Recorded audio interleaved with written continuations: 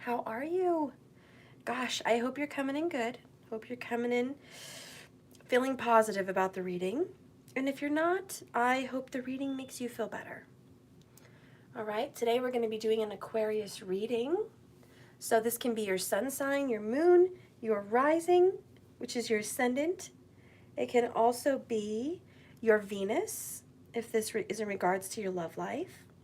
For those ladies out there looking for a message for their husband or their children's father, you can follow this if this is in your Jupiter. Okay, so let's take a look, Aquarius. What is up? Spirit, please guide me in this reading. Help me to be a vessel of truth. Help me to deliver a message of honesty to the collective needing to hear this reading today for the sign of Aquarius. Please give me the overall and underall energy for this sign. I would like to know what is currently going on there. Help me to be a vessel, please. Spirit, speak through me. Open my eyes to the truth. Okay. All right, Aquarius. Let's go ahead and start. Let's get in. Thank you so much for being here. May you be blessed in all that you seek out to do. Whew, what a beautiful day. Beautiful day. Okay. So this is going to be you, like what's going on with you currently right now, and what's kind of crossing you. Okay. And what have you been dealing with lately? Let's do these in groups of 2. What have you been dealing with lately? Show me Aquarius. What has Aquarius been dealing with lately? Okay. Thank you. What has Aquarius been dealing with lately? Okay.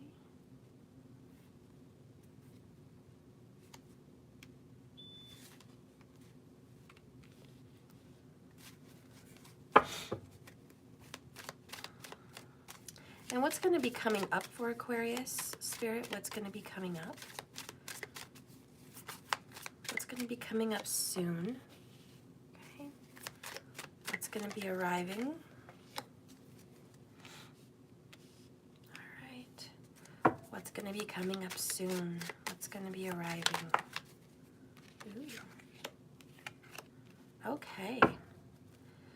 Bottom of the deck, the overall, underall energy is 3 of Pentacles, Aquarius. This is you paying someone to help you. Who is this? Who are you hiring? Aquarius. And you may be older in years. You may be paying someone to help you do a job. Or you may be getting a job, an extra side job, where I can't talk today, seriously, where your skills are being used for somebody else. Someone's asking you to help. Can you help me get something done, Aquarius? Or you're asking someone to help you. I need help getting something done. A lot of concern about a project or some kind of a specific purpose or mission. Okay. Let's see, we got a comment, Aquarius. Let's see, I'm not an Aquarius, just saw your notification. I'm having a really hard time right now. I think it's a sign you are here when I feel like I do. I need help. Oh, Patrice. Sure, honey, I'll help you. For sure I will. I'll even pull a card for you after this reading, okay? Sit around and listen. It always happens for a reason. I'm sure there's a message in here for you, okay? All right. And everyone has everything in their chart anyways. All right.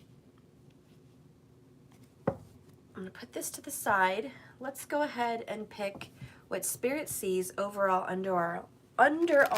Excuse me, guys, I'm sorry. Mercury retrograde has been a pain in the rear end since it's been in retrograde for me, and I just really struggle getting my words out. I hope you're okay with that. All right. I picked the moon oracles for you guys. I do feel like there's a lot of emotions around the Aquarius. I feel like you are heavy in your emotions. I feel like there's just a lot going on in your world right now, and maybe you need some healing, okay? Maybe you need some help. You're always helping the world. You're always helping other people. That's one wonderful, beautiful trait of who you are, Aquarius. You are one of those friends or family members or lovers that's like, do you need a helping hand? I will chip in and I will help you. I will help you with whatever it is you need to do. You're always there to stand up and help family or friends or neighbors. You've always got the right tools, you know, but when it comes to things that you need, you do tend to not do that for yourself. So everyone, if you're watching, cross-watching, and you love an Aquarius out there, please give them a helping hand. They don't usually ask, okay?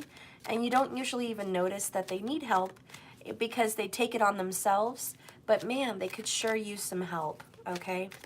Let's see what's going on with the emotions, the feelings. What does Spirit see that's happening in your heart? What does Spirit see that's happening for Aquarius? Spirit, what do you see? What's going on with this Aquarius? Okay. All right, so there's some fear. Bottom of the deck is pleasure. Are you afraid to be happy? I'm sorry, but that's the message that came in.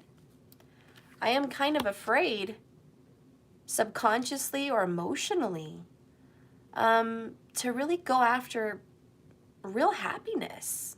I don't know. I don't know what's up with that. I don't know what's going on with the message. We'll take a deeper look. But that's extremely interesting that that's how you feel. Fearful of pleasure. There's also something coming to my mind. You're scared or fearful to spend money, 3 of Pentacles, for things that you would enjoy.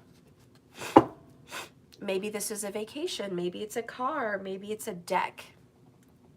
Maybe it's, you know, whatever, you name it. Maybe it's a new bedroom set. Okay? Whatever it is for you. Excuse me, guys. My sinuses have been kicking my butt, too.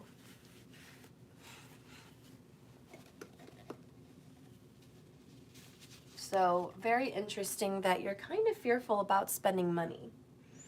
And it just seems like it's going to make you feel good and it's going to free you. But you have a lot on your mind about finances. You're worrying if you're going to have enough in older age. You're worried if you're not going to have enough in savings. You're worried if you're not going to have enough for, you know, some special thing that you need to have soon or later. And you're trying to plan. Now, what makes Aquarius so frugal? What makes you so adult when it comes to spending? You represent the house of luck. Your sign represents all the gains from hard work. So usually Aquarius is blessed in many ways, blessed in having enough at the very least. But the reason that you are so frugally minded most times, or at least, you know, mature-minded about financials, is really because Saturn is your ruling planet. Saturn is old. Saturn is traditional. Saturn is rules and regulations and restrictions and savings and holding back and, you know, keeping things suppressed also sometimes.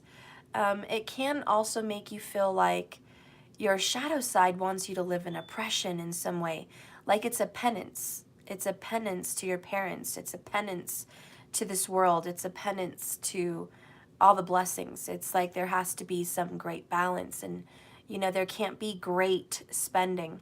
So Aquarius people tend to be frugal, even though they have blessings. They do tend to be a little bit frugal. And I do think there's something coming up for you, like a fence or a deck or a new house or moving or clothing or, you know, furniture or, you know, a vacation. I don't know, but there's something coming up for you and it requires dinero. And you're just like, no. Oh my gosh. And I have someone here that says, best of luck, Yolanda. My grandma's name is Yolanda. And believe it or not, she's an Aquarius. How weird is that? You know, I picked the picture of shoot, what's her name from the Avengers? The green girl? I can't think of her name. From the Marvel movie Avengers. And anyways, I love her because she's wild and she's free and she's independent, man. And she's like, you know, you're not my father. You kidnapped me. You held me prisoner. Like, you know, she's so serious. Aquarians can come off very serious, but I love her wild and free nature, just like wanting to go across the galaxy, you know, and be held down by no one. You know, just a wild and free being, like a wild horse, a wild stallion.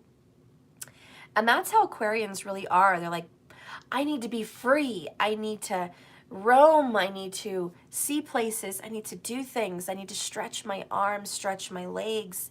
You know, Aquarians love to move. They love to travel. They love to go out on the town. Oh my gosh, every Aquarian, including my grandma, loves to go out. They're like, yes, please, let me do the makeup. My grandma's so traditional shit. You know, let me do the makeup, the hair, the curlers, the clothes, the perfume, the earrings, you know. Let me do it. Let me go out. Let's go to the movies. Let's go to the, you know, the orchestra. Let's go to the zoo. I don't care. Like, let's go. And she's just always ready for an adventure. She's always ready for an outing. My sweet grandma, poor little sweetheart, you know, as old as she is and as in pain as she is in her body, she's like, let's do it. You know, I love her spunk, and, you know, I love Aquarians, and they're always ready for some new thing. They're not afraid of it. Most people are like, I don't know, what's the weather today? Do I feel well? What's, you know, going on? I need to check with my schedule. Aquarian's like, fuck all of that. Fuck all of that. Let's go. But there is one thing that she does, and it is very true. And it is about money. And she does not like spending freaking money, man. I'm like, let's go to the zoo. Okay, yeah. And then we get there and she's like, what are you buying? What is that? How much is that? How much is the freaking burger here? Jesus, is it $12? What? I hope they... Are they giving you something with it? Like, is that just the burger? Like, what's going on? I'm like, Grandma, it's kind of expensive here. It comes with French fries, okay? She's like, well, it should come with a drink at that price, you know? And I'm like, Grandma, oh my God, why are you, you know, we just spent $18 for a ticket and you're worried about a burger, you know? And she's like, I know, and the ticket is unbelievable. Anytime I tell her about any prices, she freaks the fuck out. But she'll spend it. She'll motherfucking spend it, okay? Your Aquarius-ass grandma will motherfucking spend it, but she'll bitch about it first, you know? And she, you know, anything that she buys, she's like, God dang, you know, that's expensive. Oh, wow, are they serious? Like, she's got to process the initial shock, you know? And that's Aquarian. Let me process the initial shock, okay? Because damn. But if that's what it takes to get this job done, fine. Fine. I'll pay the damn thing. You know? They'll spend it. They just hate to. And it's funny because she's got the money in the bank, but she's just a little penny pincher. You know? I don't know. But Aquarians to me, and I have a young, don't say it's age, because I was going to say, oh, you know, it could be her age, you know. But I have a young friend that's like near my age that's an Aquarian. And he's like, oh, Stephanie, I'm a Pisces in tropical. I'm not a motherfucking Aquarian. I'm like, bitch, please. You are a freaking Aquarian. Okay? And he's fucking hilarious. He's hilarious. He's so odd. He totally acts gay, but he's straight. But he fucking acts so gay. No offense to any of them. It's cute. It's funny. I think it's adorable. But he gets offended because he's like, oh my God, they think I'm gay. I'm like, you talk gay, you act gay, you look gay, you dress like a fucking pretty boy. What do you want, man? He's like, I want a bomb-ass woman. That's what I want. I'm like, well, you're far from alpha. Just saying. I don't know. Maybe you're hiding something in the closet. I don't fucking know. But you know how to dress, boy. You know how to dress, okay? So quit playing. I don't fucking know. I don't know, man. I'm going to leave it alone. But my friend, okay, He's a penny pincher. Goddamn, he came out to see me. He lives in Texas. And he came out to see me. And I'm like, okay, where are you going to stay at? You could, you know, he gets a cheap-ass hotel, motel, cheap-ass, you know, and he drives a cheap-ass car, okay, like a cheap-ass car. Like, he doesn't want to spend money on a car, and motherfucking, he's just frugal, man. We go out to eat and stuff, and he's like, you know, let's share a meal. Let's share a meal? Come on now. That's a bit much, okay? I get the hotel, but damn, that's a bit much. No, I'm not sharing my meal. Okay, I already did the Gemini reading. Y'all saw it. Y'all know how us Geminis are. Elizabeth, if you're here, like, we don't share our motherfucking food, okay? Maybe if I love you a lot, then maybe I will, okay? For sure. Or if you're my baby, sure. But if you're not a baby and you're not someone I'm madly, crazy, deeply in love with, I ain't sharing my food, okay? You have your own. I'll buy you your own, okay? I will purchase you your own meal, okay? It's no problem. Anyways, sorry, Aquarius, we went there. My grandma's the same way. She's like, let's share a meal. It's annoying. I'll fucking share with my grandma because she's my sweetheart.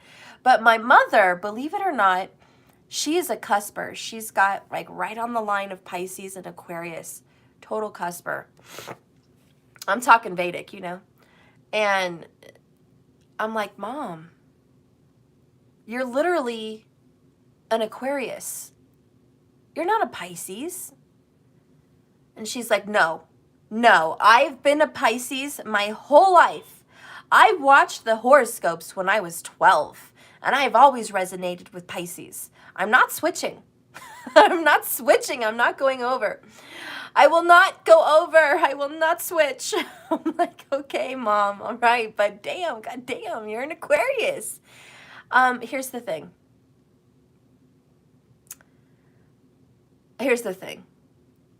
You're gonna like this, Pisces people. You motherfuckers that are stubborn motherfuckers. By the way, Aquarius is a fixed sign, so that explains my grandma and mother's and friends' stubbornness. So if y'all are Pisces and tropical and a Aquarius and Vedic, honey, you stubborn. Don't play me, play lotto, okay? You are a stubborn motherfucker, okay? You're a fixed sign. You're a fixed sign. You can't change that. It is who you are, and I love you for it. But it is what it is. Anyways, here's some things you're going to like. Aquarius. Aquarius. You are beautiful. If you are a woman and you are Aquarius, you are blessed. Blessed. Blessed with style. Blessed with beauty. I don't care how much you weigh, honey. You're blessed with beauty, okay? You have an elegance about yourself. Traditional elegance, all right? You know how to dress. Most of you love to dance. You may not do it all the time. There may be some shyness. But when you put on that good beat, maybe no one's watching. Some of you just love it even when people watch. But even when no one's watching, honey, you are a dancing, okay? And that is to go to say to the men also. You guys are wonderful dancers or singers. You are a talent, okay? If you don't like to do it in public, that's okay. But you know how to keep a beat. And you know what's funny? Even if Aquarius has 2 left feet, they can't bust a move if you paid them to do it. They still have a joy, an inner joy for moving their body. There's something about yoga. There's something about moving their body. There's just something about it for an Aquarian, guys. And you love to stretch. You love to move. You love to be, you know, mobile like that. You love to free yourself. Much like a bird, your arms and everything. You just love to stretch and move, and very creative. Okay. Yeah, even if they have 2 left feet, an Aquarian can sure as hell keep a rhythm. And that's why they're either musically inclined or physically inclined with music, you know. But they are very talented people. And they do have a classic beauty. Now, mind what I say by classic beauty.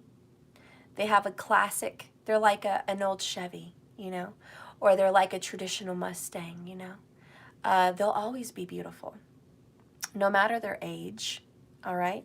They just have a sleek, nice style.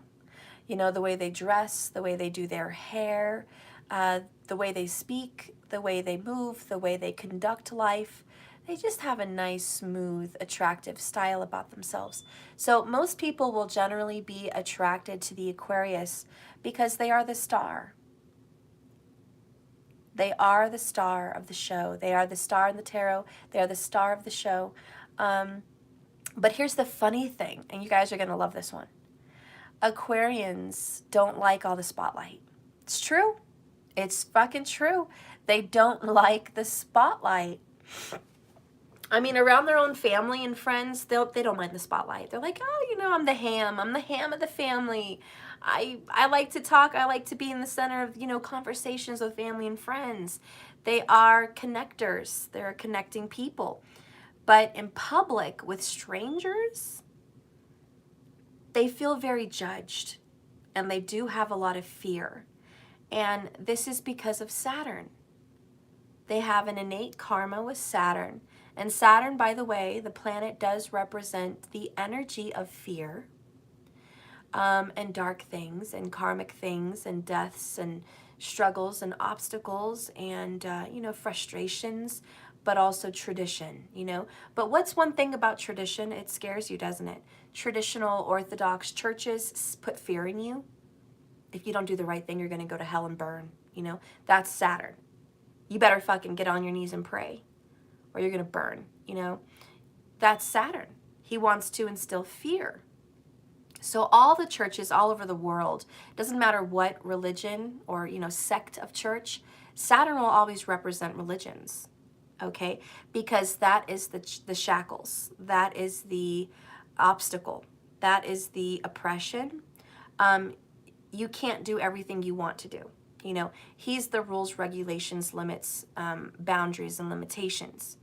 And the churches, you know, they create those rules, boundaries, limitations. He also represents government. Okay, so the jail is represented by Saturn. Hospitals are even represented by Saturn. Okay, the last final thing for some people is the hospital. They get sick and they die. You know, Saturn's all part of that. It's a hardship to be in a hospital. It takes you down financially and physically, you know, but it's supposed to help you heal also. So the hospital sits right between Aquarius and Pisces. It can either be the death of you or it can be the healing of you. And Aquarians represent the healing side of the hospitals. So a lot of Aquarians tend to have, you know, overcome some kind of surgery.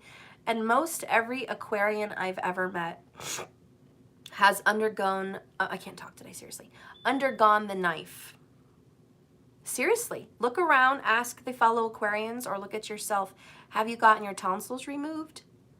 Maybe, I don't know, a kidney, or have you had kidney stones? I mean, has there been a surgery, a knee surgery, a hip surgery, a shoulder surgery, surgery on your hands for anything you've needed? There's usually been oral surgery, at least. A lot of Aquarians have undergone the knife. And if they haven't yet, they probably will. Because there's an innate karma being an Aquarian that eventually, or already it's happened, Saturn can represent that hospital situation. You will go into the hospital for something serious, and 9 times out of 10 it will require some kind of surgery. And every Aquarian I know has had that karma. My friend, my grandma, my mom, very minor, but she's had some, and my brother, who's actually an Aquarian. So all the ones I've known certainly have. And I don't know about your personal, you know, situation or your family members, and I don't know how old you are, but if you're younger, you know, it's possible when you're older, 80s, 70s, you'll go under the knife someday. And that's okay. You know, Saturn really tries to give Aquarians a long life. It's your luck. You know, here's why. Saturn is everyone's karma and obstacles and hardships. Saturn doesn't mature till the age of 36. So it's difficult. It's a it's a malefic planet in everyone's chart. And you, Aquarius, are lucky that that's your ruling planet. He's going to be hard ass on you. He's going to be a hard ass. No one's harder on their kids than the principal or the police officer at home or the judge at home. You know, no one's harder on their family than them. They're the ones hardest at home. So Saturn's going to be hardest on you most of the time. He really wants you to get your shit together. But he also protects you. Just like a police officer would always protect their own. Okay, a judge would always protect his own. You know, a drug lord would always protect their own. You know, they may hurt other people. They're not going to hurt their own. And so Saturn is generally the one that says, you know what, your life may be full of hardships, but I'm going to protect you. I'm going to make sure you have a long life, okay? I'm going to make sure that whatever little thing you go under the knife, that you're going to come out of it, okay? I'm going to make sure that you can achieve the highest level of success that you can for yourself. And I'm going to make sure the enemies that try to stop you from my plans for you, I'm going to get them the fuck out of the way. They will not stop you. And all the people talking shit about you and all the people trying to stand in your way, fuck them. They're nothing. We're going to overcome them. So Saturn is a very strict, oppressive father, basically. But he's also your number one. He's got your back. He's got your 6. I got your 6, Aquarius. So you will go through a lot of shit. But you know, Saturn's going to make sure that you guys are going to be all right. And usually Aquarians have a lot of blessings. Okay? A lot of blessings. What would these blessings be? Well, inheritance. Hello. Blessings of children. Because Leo is your 1/7. So Aquarians, generally, if they have children, their kids are going to be beautiful. Their kids are going to love you. Well, your kids are going to love you, Aquarius. Your kids are going to think you are the sun and the moon and the stars. Your kids are always going to be close to you. They're always going to be near you, even if you're a complete ass, because Aquarians can be an ass. Your kids are always going to want to be around you still. Even when they're older, you know, you could be the most grouchy mom. Like, you know, that guy on The Sopranos, his mom was like, didn't ever want to see him. But he's like, hey, Ma, I got you a TV. What you doing? I don't know. Why are you here? Why are you at my doorstep? Ma, I came to see you. It's been a long time. What, you don't invite me for dinner? Like, what the fuck? You know, I've been busy. I've been playing bridge with the girls, you know, keeping up with my friends. You know, I'm Aquarius, got my shit to do. You know, can I have a hug, Mom? Okay. You know? So I'm making a joke. It's not really like that. Aquarians can be very affectionate, but sometimes a lot of you are not that affectionate. You're really not. You know, little half hugs, you know, oh, I love you. Or sometimes it's a lot. You overdo it. Leo energy, right? Ah, get over here. Let me hug and squeeze you and kiss you and pinch you and love you till I don't care how old you are. You know, it's one or the other. For Aquarius, you know, you're either taking on Leo energy or distant energy, one or the other. But the blessings are your kids are going to love you. They're going to love you no matter what grouchy energy you carry. So your kids are going to love you. And they're going to think the world of you. Your friends are going to love you. And they think you are an awesome person to have fun with. You know those friends that want to talk about which is probably us, the Geminis.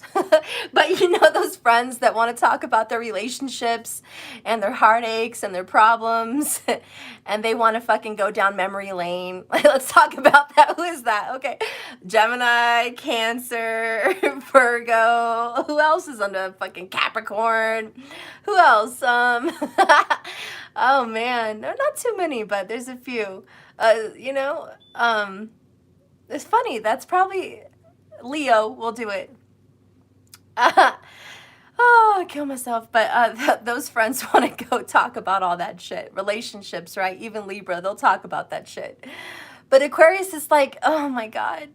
Hey, we came out tonight to say fuck all that, okay? We came out tonight to have fun and dance and drink and sing and see the stars and, you know, gallivant, okay? We didn't come out tonight to visit that, revisit the past. You know, so the Aquarius people are like, let's get your mind off that shit, okay? If we're gonna go out, we're gonna go motherfucking out, okay? We're gonna have fun. We're gonna just completely put that aside. They don't wanna talk about the fucking past. So Aquarius, friends love you. They love you because you free them from their burdens. You free them from their chains and sorrow. You know, or your sisters, brothers, whoever, you know, they love you because like, I'm going to go hang out with Aquarius because Aquarius usually sets me straight. You know, Aquarius has no motherfucking hair on their tongue. Aquarius is like, so yeah, I'm ruled by Saturn. I'm stuck in reality. So, you know, it's nice to dream about a future reality. That may be awesome, but we're not going to talk about the shit that already fucking happened and that is happening and fantasize about that because that's not logical. That's ridiculous. Okay? You can't change what happened. Why are you trying to fucking paint this picture and tell me it's not what it is? Why did you sit here and paint a pile of shit full of flowers and called it a garden? Okay? You can't stick flowers in an asshole and call it a vase. Okay? I don't want to hear about this fucker. I don't want to hear about what's going on because you know what? Why? Why bother? Why? Let's look to the future. Let's talk about an actual reality future. Can we talk about that? What are the actual possibilities for you? Well, you can get over that fucker. And you can meet someone new and awesome. And you can buy a house, buy a farm, whatever the fuck, live happily ever after. You know, it happens. I feel like Kit from Pretty Woman. You know, she's like, and Julia Roberts, she's like, I don't know, Kit, who does it happen for? Name one, like totally Aquarius. Name one person who it really happens for, Kit. Who actually meets the man of the dreams and lives happily ever after. Name one fucking person, you know? And Kit's like, oh God, do you want to name a name? I have to think of a fucking name? And she's like, yeah, name one fucking person who it actually happens for. Because, you know, as far as reality has shown me, it doesn't fucking happen. So just name one, Kit. And Kit's like, okay, a name, Cinderfucking-rilla. And they laugh and, you know, Aquarius is realistic. Like, who does it actually happen for, you know? But there's always hope. And what did Aquarius do? What did Julia Roberts do in Pretty Woman? She didn't want to go live in a fantasy. She thought of the future, and she knew in reality that her past was shit.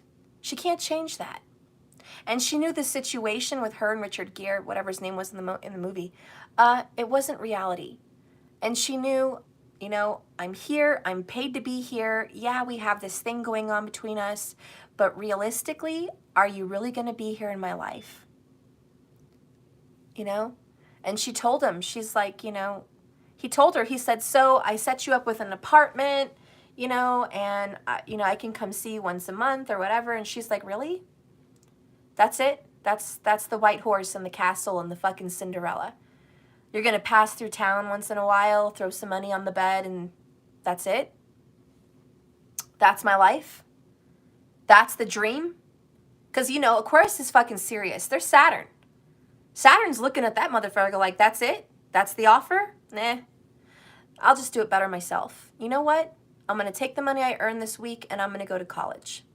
And that's Aquarius. And that's real. Because Aquarians find reality appealing. And Aquarians are like, I'm not going to fantasize about bullshit. I will create a beautiful new future and a new reality, but I'm going to do it in a logical way, okay? And so what did she do? She packed up. She was going to leave LA or whatever, Hollywood. She was going to go to San Francisco. She liked the opera. She liked the city. And she wanted to go to college, you know? And she told Richard Gere, she was like, whatever his name was in the movie, you know? She's like, you know what? He's like, well, what do you want? She's like, I want it all. I want the fairy tale, you know? She's like, I used to stand up in my attic when I was in trouble, which was a lot. And I used to imagine that there would be a prince riding in on a white horse, wielding his sword, you know, saying, Princess, come down. I'm here to save you. I'm here to take you away from this place. You know, the knight in shining armor, to take her away from all of that.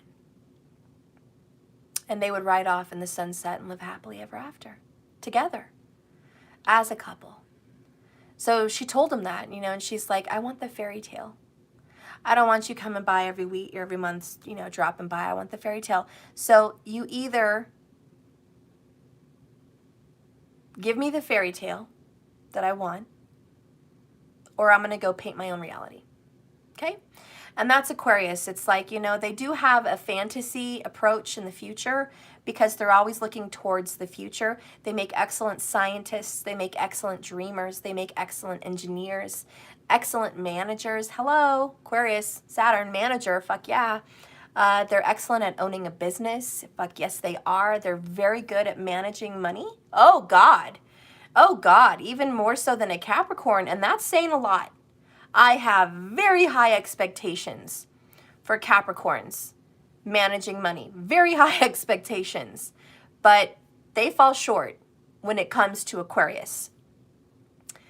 Aquarius comes in first place, number one, in managing life and managing their money.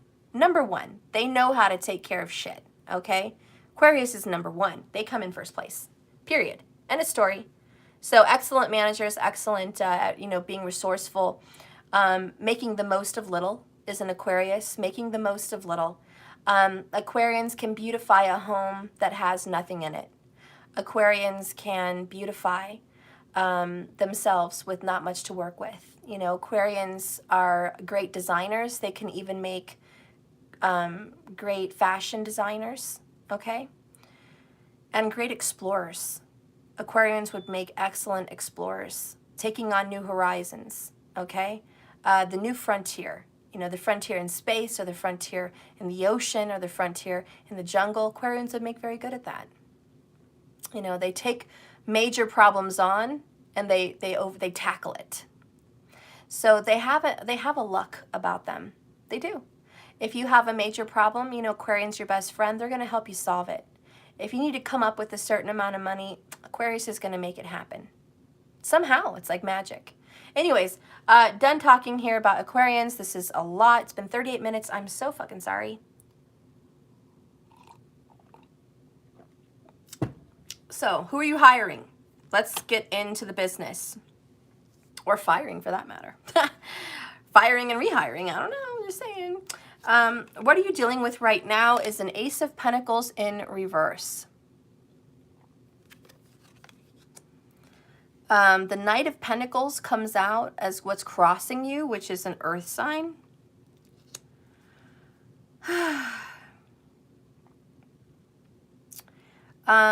This is someone, it doesn't have to be an earth sign, but this is someone that you love that's in a masculine energy that's coming in very slow. You're not going to get your new beginning here. I mean, that's what you're dealing with. The reality of your situation is, where's my new opportunity? Where's my new chance? Where's the seed? Where can we grow from here? That's what it is. We can't grow from here. How are we going to grow? You love someone very much and you've put a lot of years and time and effort into someone, but you're thinking, how can this improve? Even if this is your son or your daughter or a coworker or a lover, whatever this is, it's, you know, how is this going to get any better? Or better yet, how is this going to change? Is this going to change? Because it's been slow as hell to change. And, you know, this feels very Virgo to me. You know, check your Vedic sidereal, but it feels very Virgo to me. So it could be a Libra in tropical. But, you know, it could also be a Taurus or a Capricorn, and I will leave that open for you. You have Earth here and Earth here and Earth here. So I'm going to leave that open for you to decide what that is and what that would mean for you.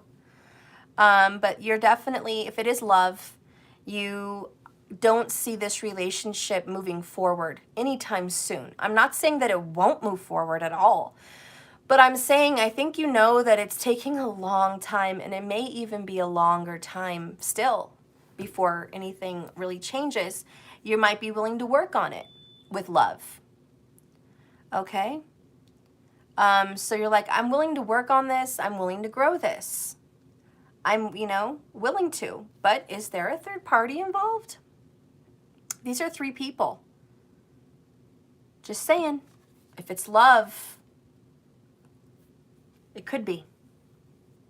It could be a third party situation. If this is not love, it means you want to hire someone and make the most of it. You promise them the work, or you promise them that you could work with them or hire them, or they hired you or whatever. But then there's somebody else.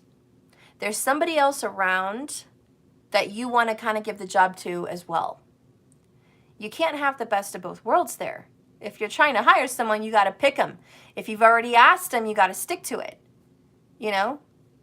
Maybe you wanted to hire someone, you already decided, but now somebody else popped up, but they're not quite ready. But you know they'd be perfect for the position. And you're like, I wish you were ready right now.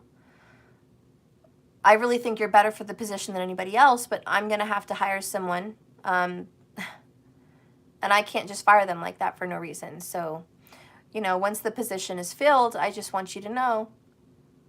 I just want you to know that it may not be available when you come around to take it. You know, and again, if this is love, it could be almost the same situation. I really want to make this relationship happen between you and me. But if you're going to go slow as fuck and you think I'm going to wait around for you, you're wrong. I'm not going to wait around for you anymore. I've been waiting around for you. Knight of Pentacles, I've been a loyal knight. You have not. And if you think I'm just going to sit around and, you know, knit at home and grow old, you're wrong. I'm going to go out there. I'm going to put myself out there. And, you know, if I find someone and I give them a chance, I'm not just going to end it with them because you're ready sometime later. You know, I'm not going to put someone else down because you pop back up. I really want you and me to work. But if I meet someone else and I give them a chance, I'm giving them a real chance. And there won't be a chance for you and me. So are you going to come in slow or are you going to come in hot? Like, what is it? Because the clock's a ticking. The clock's just a ticking. You know, somebody needs to make up their mind here. What do you want? You know? Because things are moving forward with or without them. Or, you know, with or without you. Because keep in mind, this reading could be reversible. It could be reversible. You could be the employee somebody's thinking of hiring that maybe you're not the right fit. Maybe somebody has someone else in mind than you. I mean, I don't know. But keep it open.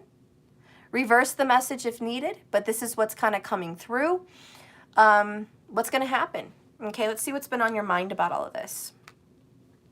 There you are, emotional with the moon. Funny, I picked the moon oracles.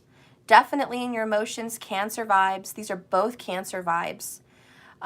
You've been thinking about a Cancer. Could be a friend. This is a group of friends. It could be a sister. Could be a niece. Could be a daughter-in-law. Could be a daughter. Could be a son. Could be a friend. Could just be the energy of Cancerian, which is nurturing, caregiving, hanging on to something. But your emotions are a little bit in reverse right now with the moon. It's like your emotions are not fully together. I do feel there's, again, just this emotional roller coaster you're kind of on right now, okay? And Aquarius doesn't like being in emotions very often. Okay? They just don't. They're like, Steph, I don't really like being in emotions, to be honest with you. Not a fan. Not a fan of emotions. I'm thinking I don't want to deal with this right now. You know, and that could be the moon card in reverse. But it also means your fear is at a high level. You do have fear here. So your fear is at a high level right now, whether you are accepting of that or not. But there's a lot of fear going on, fear-based emotions, fear-based. There's also a lot of depression possibly, or some sadness, some great sadness and depression. You may be taking pills to be happy. These are happy pills. So whether that's, you know, marijuana pills, or whether that's, you know, some kind of pharmaceutical pills, or, you know, whether that's just a mentality, I'm trying to focus on something else and be happy and not deal with the emotions. It could be that. It could just be that.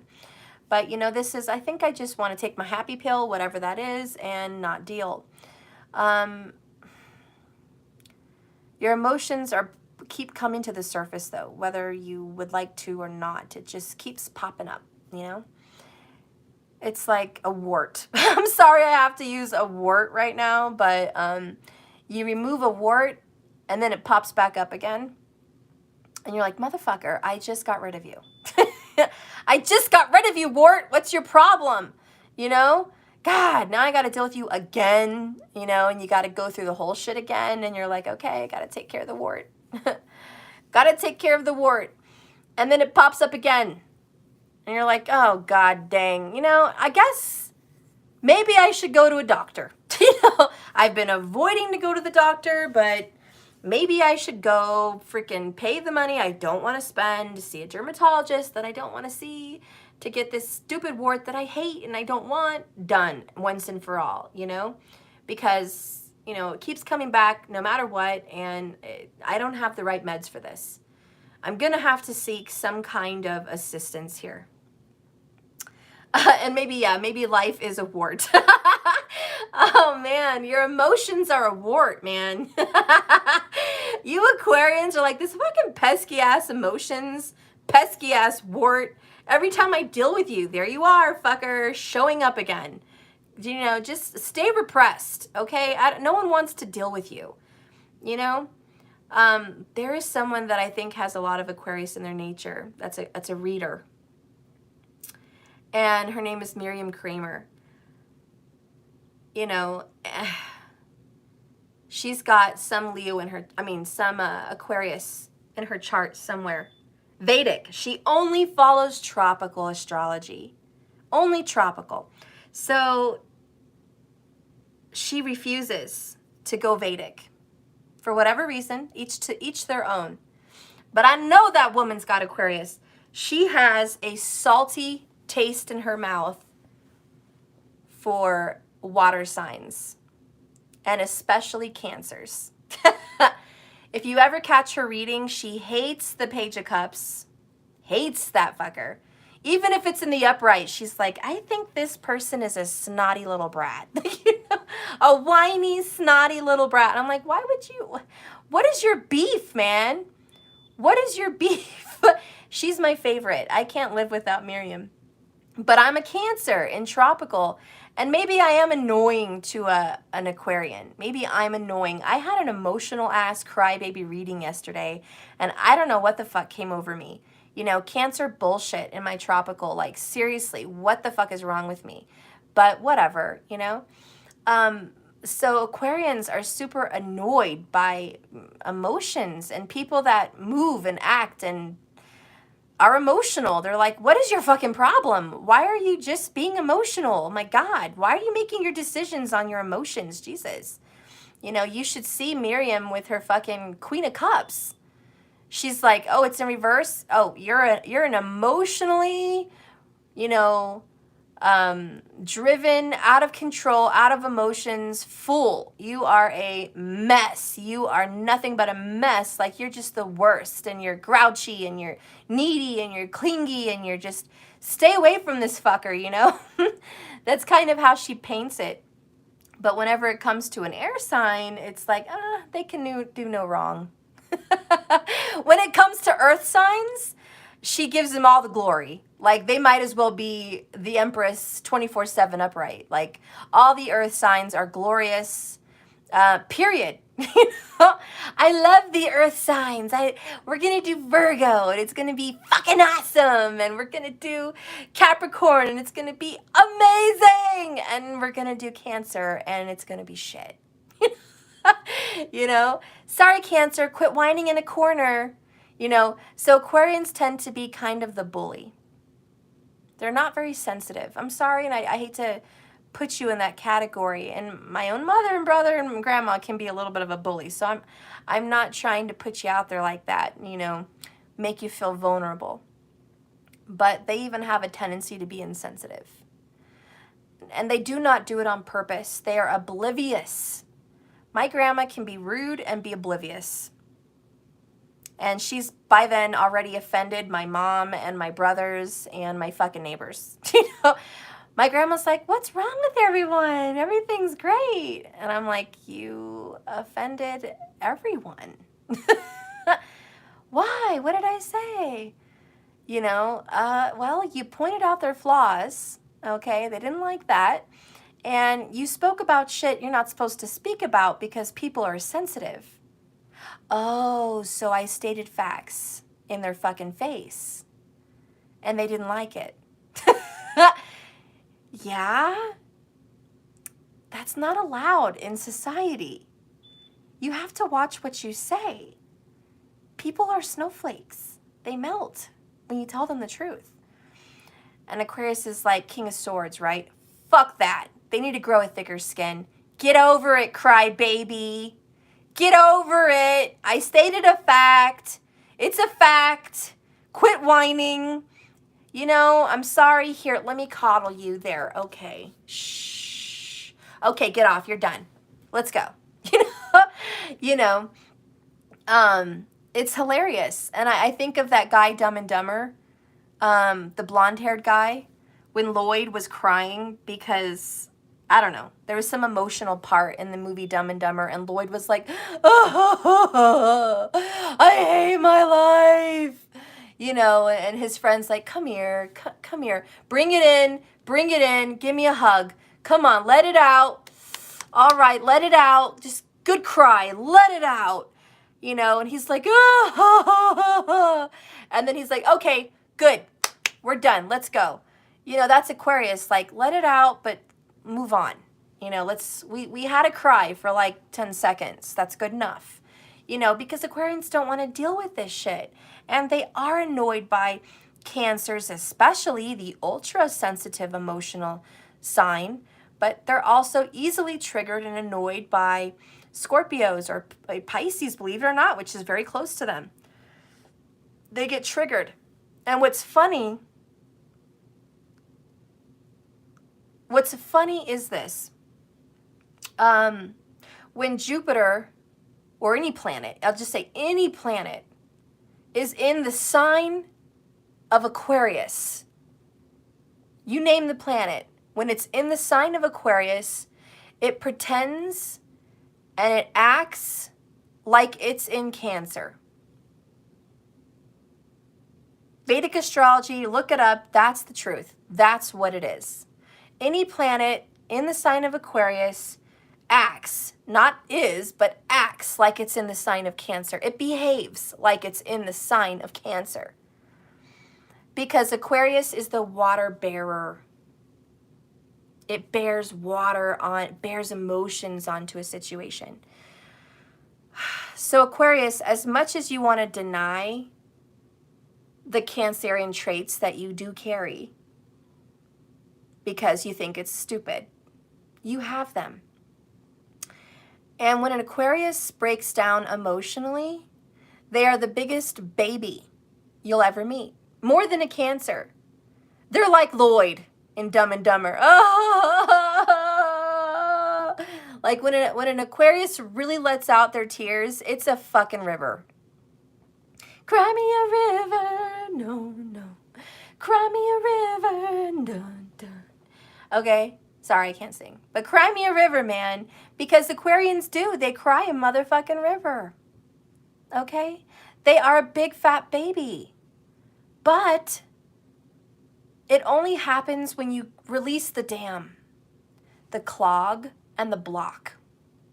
Because they hold back a lot of emotions, like whatever the fucking river is, lake.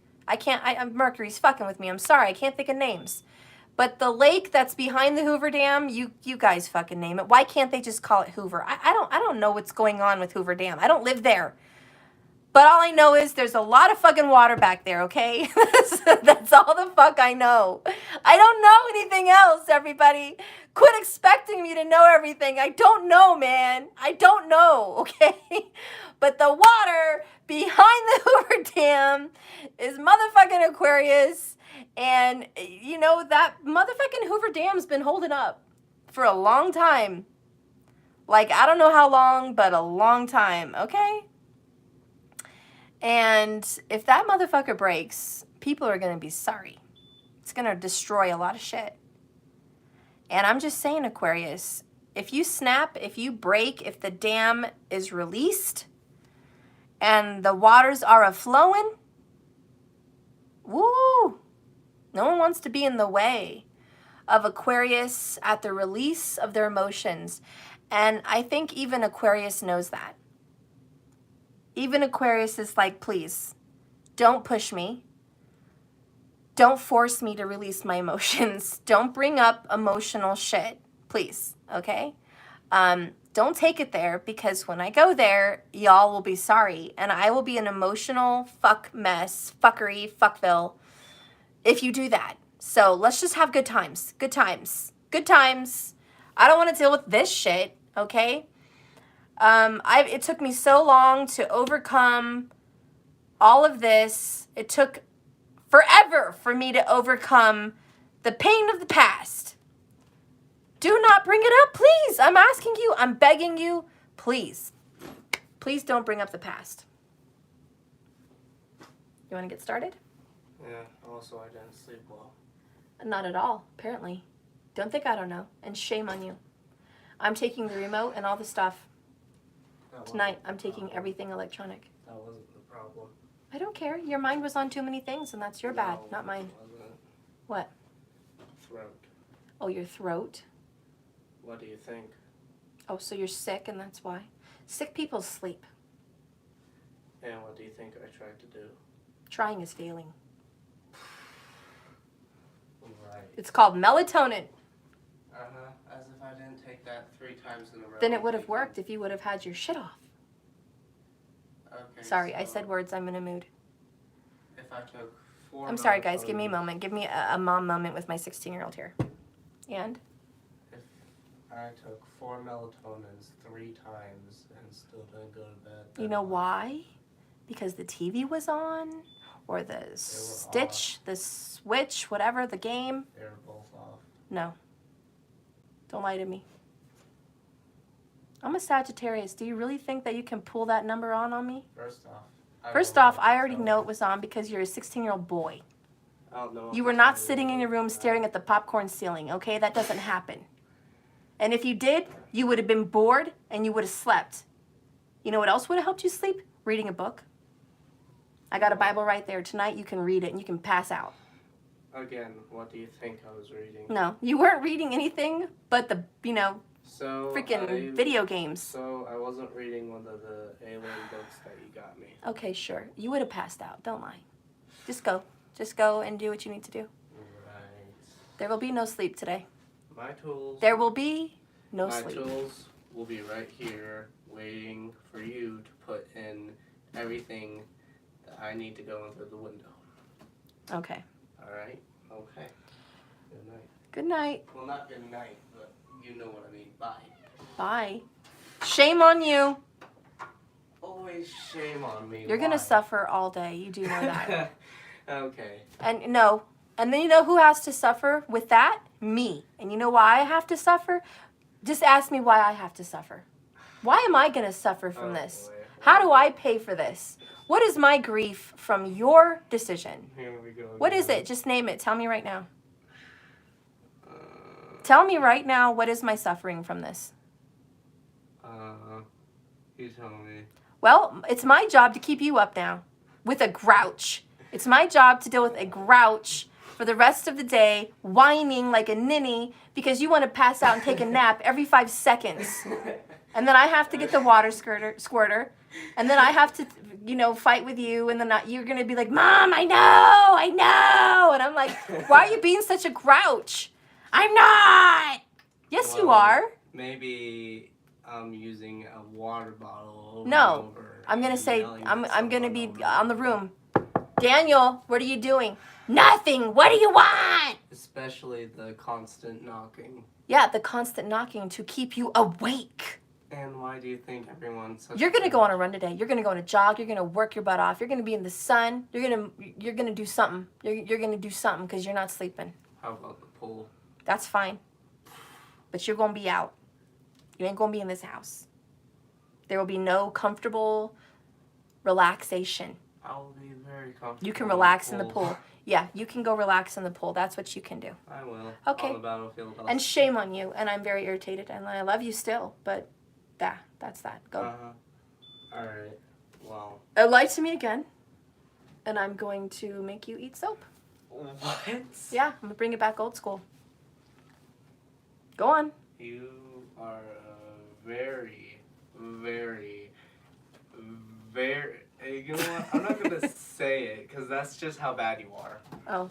That's just how bad it is as Okay. well. Get out of here. Pouring soap in people's mouths. Wow. I did it. I lived. You did it. You lived. Go. My mom squirted liquid soap in a spoon and I had to put it in my mouth. How She didn't are make you- me eat it, but it didn't taste good. How are you not dead from that? You're not going to die from a spoonful of soap. Lie to me again and that's what's going to happen. I don't care if you're 50. Okay, but I probably won't be tasting much. Okay. I love messing with him. Thank you. Yeah, and by the way, look me in the eye when you say it again. What? What do you want me to say? The exact same thing that you said What I told people or what I told you? just now. What you told me. Look me in. I don't care if you're 50. I'm going to put soap in your mouth. Don't lie to me. All right. What, you thought I'm kidding? Because I've never done it before? No, I'm just taking you as a clown right now. Yeah, it's funny when the kids, when I'm serious, I'm a joke. Till I sit on you and make it happen. Yeah, like you would be able Okay, just to close the be- door. I'm trying to work now. This is not a Okay. joke thing. All right, bye. Okay, and you will do the window thing that I need. And you will go to the pool. Obviously. Okay, there'll be no passing out. Just making sure you I'm not understand that. planning on it. Okay, that's not a joke. All right, I love you. Close the door. Go. I'm working. Bye-bye. I'm sorry, guys. My son just, interjected into this reading. Funny thing, though, Aquarians, I don't know. I don't know what that has to do with you. Maybe you're the same way. Maybe you're like, don't lie to me. I already know the truth. Don't lie to me. I'm firm, but very loving. Very affectionate mother. So don't think I'm really going to do it. I'm just messing with him. I've never done it. I'm probably never going to do it. But it's fun to joke about. It's fun to joke about. So anyways. Yeah, he decided to stay up all night. You know why? Because he told me I could trust him. He told me I'm almost grown up. I'm responsible. I can have my own electronics in my room and go to sleep when I need to and wake up when I need to. No. He's gotten busted more than one occasion, staying up till the sun comes up. Okay? And then he wants to pretend like he just woke up early. Oh, it's 7 a.m. Wow, my body, man, they just woke me up automatically. Must have been the sun. Must have been the sun, man. Must have woke me up. And I'm like, really? Really? You think that's going to work on me? No. Okay. I'm sorry, guys, but I don't fall for that. Okay. Anyways, sorry, Aquarian, that was like an interjection in your reading. So yeah, he's gonna be suffering by 3 p.m. today. By 3 p.m., he's gonna be wishing he could pass out and go to sleep, but he ain't gonna be able to. He gonna be doing some work, okay? Or he's gonna be in the pool, in the freezing pool, getting that cold air, keeping him up. That's what's gonna happen. And then after dinner, around 7:30, I may let him pass out. I may let him pass out. Or I could push him till 9 p.m. I don't know. I don't know what my choice is going to be. Okay, so let's move on with your reading. Gosh, that coffee's good. We have 5 of Wands in the reverse. The Lovers in reverse. Ooh, Chihuahua. So this is either about love or this is about someone you do love. Someone very important to you, like a best friend, a sister, a brother, a mother, a dad. It could be, your child. It could be, could be your child. Could be an adult child. Whoever this is an important person to you, okay? And you need to show a firm hand, but you may be scared to show a firm hand. So I don't know who this involves for you, Aquarius. You'll know who it involves. And keep in mind, these things are always reversible. But there's someone that means the world to you, and you don't want to piss them off because you're afraid they might run away. If I say the truth to them, they may disappear and never come back. If I tell this lover that, this is the reality, this is what's really going on, that's it. If I tell them I went out and I met someone, if I tell them that I want to date, if I tell them that, I'm picking somebody else, if I tell them that, maybe it's a friend, I'm hiring somebody else. If I tell someone anything that doesn't go along with what they feel needs to go along with us, it's going to ruin our relationship. It's going to ruin our friendship, or it's going to ruin our relationship, or, it's going to, whatever.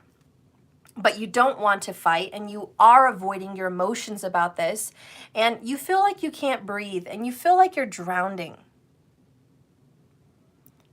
So this is like, I'm drowning here. And keep in mind, these things can be reversible. Someone said, no, it's not me, not going on, not my story. Well, it is a general, number one, so it may not be for you. But also, what if your person that you care about is in this energy? What if your person is the one that says, I can't tell the truth to Aquarius? Because Aquarius, I'll lose Aquarius. If I tell Aquarius, I'm going to hire someone else. If I tell Aquarius, there is somebody else. If I tell Aquarius, that I don't think this is going to work out, can we be friends? Or if I tell Aquarius, whatever the story is, I'm afraid maybe Aquarius is not going to stick around. They won't be here for the long haul.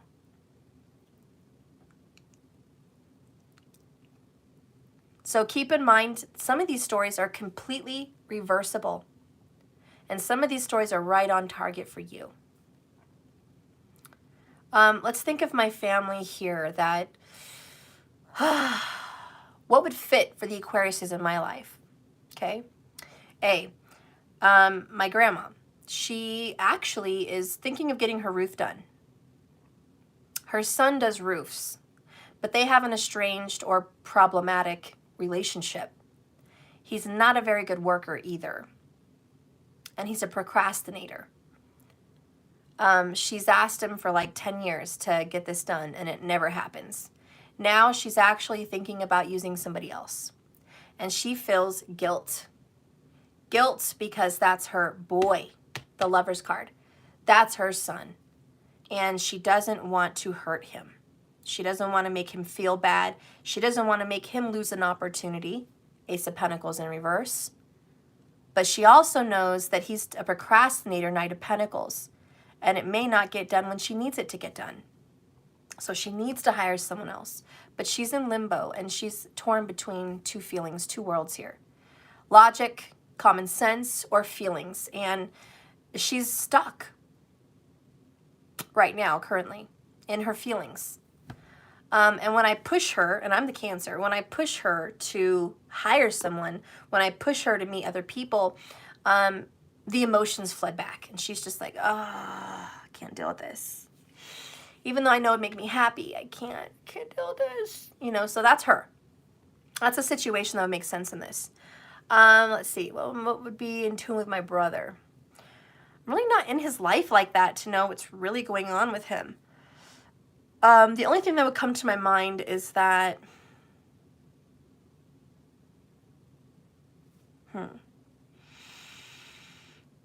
I do think he's frustrated with his job and money making at this time. If he brings it up that he's not making enough money where he's currently at, if he brings it up that he's, you know, thinking about looking for a job somewhere else and just exploring options, he's afraid he may piss off someone dear to us that has hired him. And he doesn't want to hurt that person. He doesn't want to rock the boat. You know, I'll just be honest. It's our mom. She owns a business, a couple businesses. And he does not want to rock the fucking boat. Because that's his mother. I don't blame him. So there's a lot of fear behind that. Leaving the business and going somewhere else because of money issues. What? I forgot to say one more thing, and the only thing... I'm literally reading right now. Okay. But I just want to say one thing. What? We still need to get dragon fruit. Okay, I'll get some dragon fruit. Please, and thank you. You're welcome. Alright, because I need my dragon fruit. Okay, well, I will keep you up, so I'll go get some. Alright, thank you. Alright. My tips on this channel will support your dragon fruit fetish. Or don't, you're being stupid right now. Daniel, that's not that kind of a thing. Okay? It just means it's something that you're really fond of. It's your own little thing that you're into. That's all it means. Go close my door. You're bugging me right now. Go and close the door. Okay, fine. Oh my God. Bye. Annoying 16-year-olds. Love you, Mom. No annoying kids. No annoying kids. No annoying sounds. Close the door. Fine. I love you. I love you too. Bye. Bye. Anyways, we quote a lot of movies around here, guys. We reference a lot of movies in this house. I don't know. I don't know what the fuck's going on around here. Leo, heavy in this house. Anyways, okay, I was focusing. Okay, yeah, so my brother, you know, he's like, I could assume that he's an Aquarius. That's definitely financial concerns and him wanting to do something about it, but him not wanting to ruin his relationships, okay? Even his marriage, you know, having some issues there, okay? Okay, so that's another Aquarius that I know. Let's talk about my mom's situation. I'm not really involved in her personal business like that. I have my own life, my own work, my own house, but I can assume here, let's see what's going on here with my mom.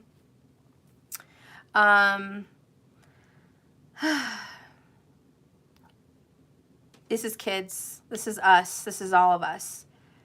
She wants us to get responsible about certain things and do things on our own and take care of business matters for the business. We all have businesses here in the family.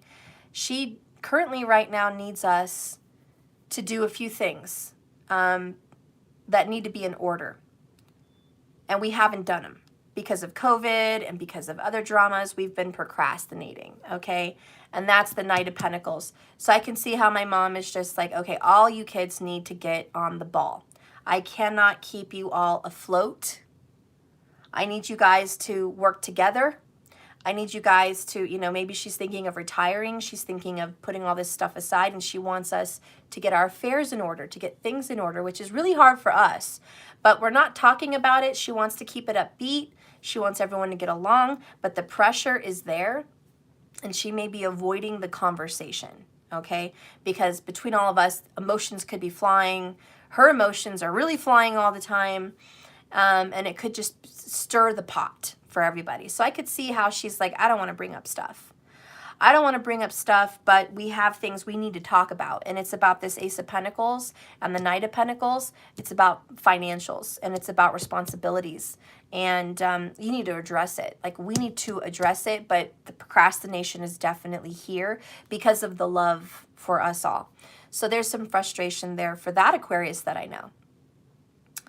My friend Aquarius, the one in Texas who I rarely talk to, I think that situation would be something like his love life. I think he might be dating someone where it's really not going to go anywhere. My friend. I haven't talked to him in like years. We just said what's up recently, but I know his dating cycles. I do. But I think he might be dating an earth sign or a Gemini. But this person, I feel strong, happy for him. But this person may be someone he's really interested in and has been pursuing for many years. And it feels like a very attractive person. You know, someone with light skin, dark hair kind of situation going on. And really into this person. And really wants to maybe propose. But I think the person will say no. Or already said no. There's definitely a proposal and there's going to be a turning down of the proposal. And I really think that's kind of picking up for my friend's situation. And I don't think he wants to deal with those emotions. That he's been pursuing someone it's not going anywhere. It's not going to go any further than it already went. And he's been back and forth with that person. So, you know, I don't think any of the people I've just mentioned watch my channel. So I'm just kind of sharing their business about what I'm reading for them. But just to give you a taste of how I kind of see it for certain people. You know, the situation is different for many people. And I wanted to give you those examples. So you could be like, okay, I see how it is for other people. You know, because I don't want to share people's business out here that it's not being shared for. And I just remembered I actually have an aunt that is an Aquarius. And what would her situation be? It's friends, it's career. I think it's really tough for her. She's managing a business recently. And she's been there for a long time. I still think even though she's had a raise and a promotion and she's getting more, she's not getting as much as she deserves. And I think she's been afraid to ask for more. I think she's been afraid to go somewhere else that has a better opportunity for her. Someone that could say, if you manage my business, I'll pay you 2 times as much. And I think there's a fear for her of worthiness if that is really the case. Also, she's made friends at her business. She's made friends for years. And she may turn down an offer, or she may just not look and just settle and be here. And that's going to emotionally frustrate her. Now, also in a relationship,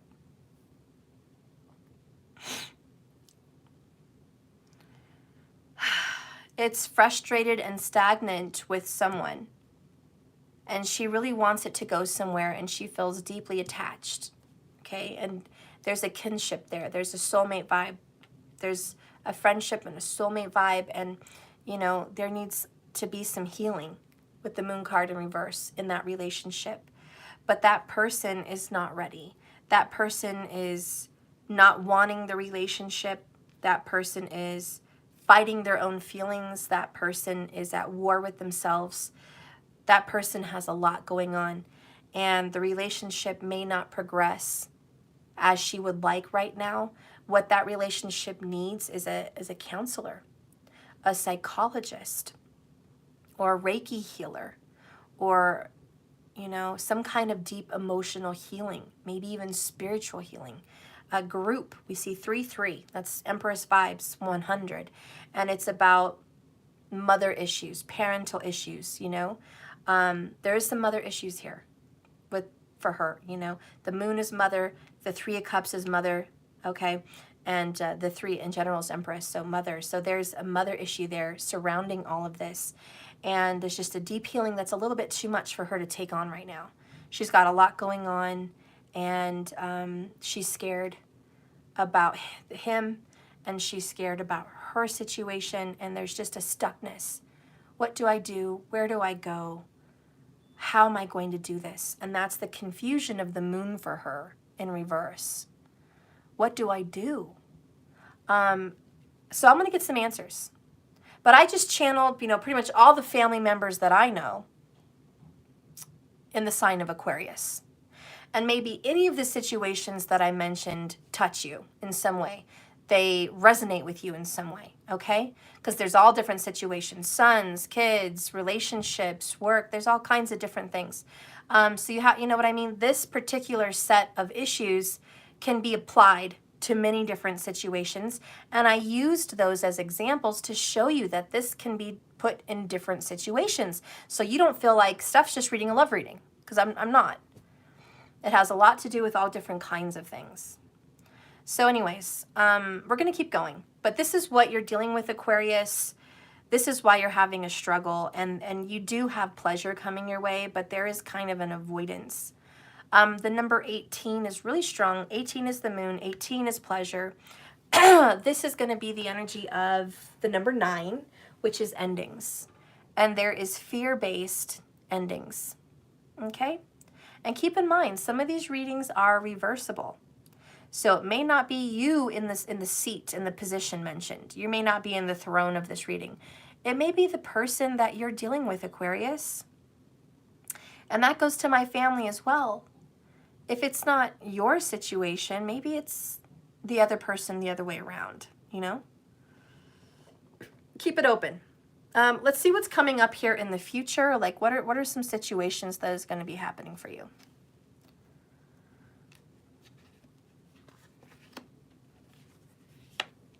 So we have 10 of Swords, 7 of Wands. Oh, resistance to the bitter end. I will resist a painful death of this. I don't want it. I don't want to make the hard decision. For Pete's sake, that's the whole freaking reading in a nutshell. I don't want to make the difficult decision, Steph.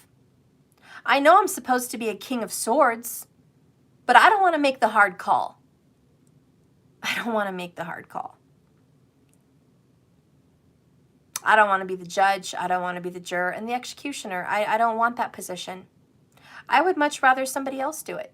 Why can't somebody else make this choice for me? You choose for me. Why don't you take this out of your hand? Like, take it out of my hands. And you're kind of asking Spirit, you know what? Can I avoid this? Can I derail from this situation? Can my son just tell me he's too busy to do any work for me so I can pick someone else freely without feeling guilty? Can the kids just come up together as a team and fix the shit I've been asking them to fix so I don't have to get on their ass? Could mom just tell me that, you need another job so I don't have to tell her I'm looking? Could my lover just tell me I need to work on myself? I want to be your friend and that's it. So I don't have to feel like I'm responsible for his healing or her healing. You know what I'm saying? Can't they just give me a clear answer so I'm not sitting here worrying and feeling guilty if I move on with my life? Why are they putting me on the hook? Fuck the hook. Fuck the hook. Why are they trying to keep me confused? Moon card. And I think that's really what it is. There's a lot of confusion here. You don't know what to feel, how to feel, when to feel it, and shit, you don't even want to feel it. You're like, death to all of that. Hello, 10 of Swords. I'm not dealing with all of that. Can't I just 3 cups focus on something else? I think I need to go out tonight and have a drink after work. I think I need to go on vacation. I think I need to go on a camping trip. I think I need to go, have some fun over here, whatever. I just, good times. And really, Aquarius, this is not good times. These are times of hard decisions that need to be made. So you can move forward. And the confusion has to go. You have a lot of pressure on you. Okay? Under pressure. Dun dun dun dun dun dun. Dun dun dun dun dun dun. Dun dun dun dun dun dun. Under pressure. coming down on me. You know, that's what I'm feeling, man. Like, you guys are all under pressure, and you're goddamn right, this is anxiety. You are going to get your stomach twisted in knots. You're going to have ulcers. You're going to have upset stomachs. Y'all need some Alka-Seltzers for real. Like, you are strung up way too tight. Okay? You are way too tight.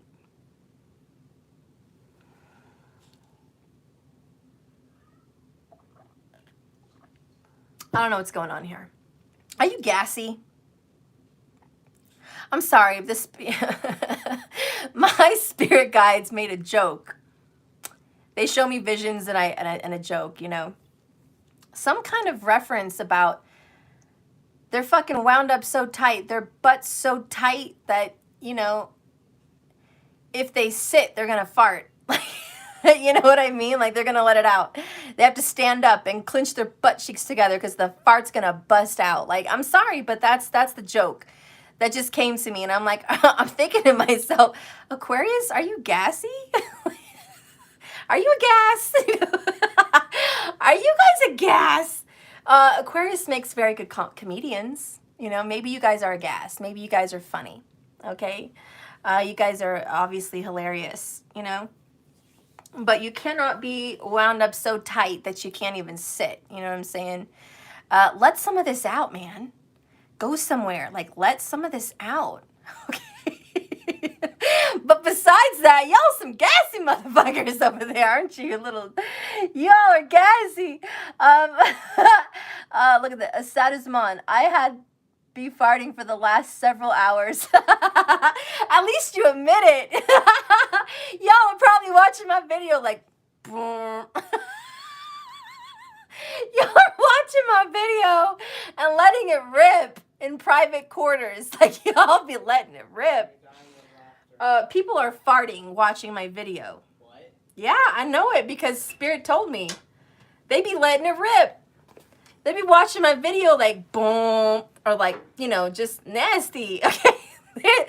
They only let the gas out in the private areas of their home because they're too wound up too tight. Well, first off, there's a time and a place. And on my YouTube, not my YouTube channel, Mom's YouTube channel. That was like Major Pain last night, huh? He took all that whatever on the little cupcake. Oh. Major Pain, that. Remember? Oh. Yeah, the kids put laxative in his cupcake icing. Yeah. And they thought he was going to be on the toilet, but the kid walked by and he just opened his legs and was like, brr.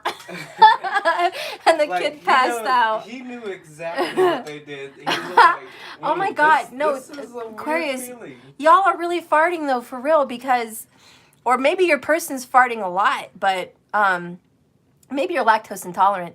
But I literally, Danny, get this, the ironic coincidence, before I came on to do this reading, there was a horse video that I sent to Mariah. Oh, no. About horses relaxing in the barn and farting. And of course I thought of her because she loves horses. And I'm like, this is hilarious. Oh, and they were all sleeping and these horses were like, brr, you know, like all in their sleep. I don't know. But not that that's important on a tarot reading, guys, but it's funny. It's funny that came up before I did your reading. So y'all some stanky motherfucker. Go out of the room now. I gotta do my reading. Also? No, there's no also. I just no, I'll talk to you when I'm done. No. Go. Please. What? What's a fetish? I told you, it's something that somebody's really into. Oh, okay. Well, that's to my understanding because I don't have a nasty mind. Do you have a nasty mind? I wasn't thinking at all like that. Yeah, I don't know what nastiness you were thinking, but your mom doesn't think. No, your mom does not think those things. No, I wasn't thinking about Maybe I'm wrong. Maybe I am wrong, and maybe that's not what it is, but that's what I think it is. First off, I've never heard of a fetish before. You did. You gave me the look. No, I didn't. Yeah, you did. No, I didn't. Yeah, you did. Close the door. I do not know what it is until now. I love you. Goodbye. I love you too. Bye.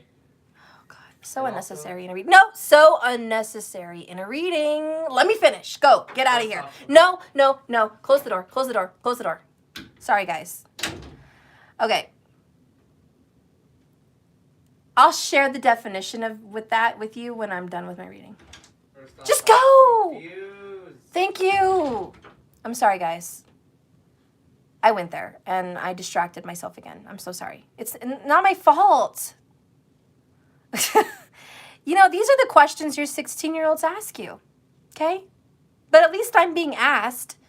Now, I'm not a nasty ass, so I know what fetish means in sexual terms, but I'm not going to share that with him.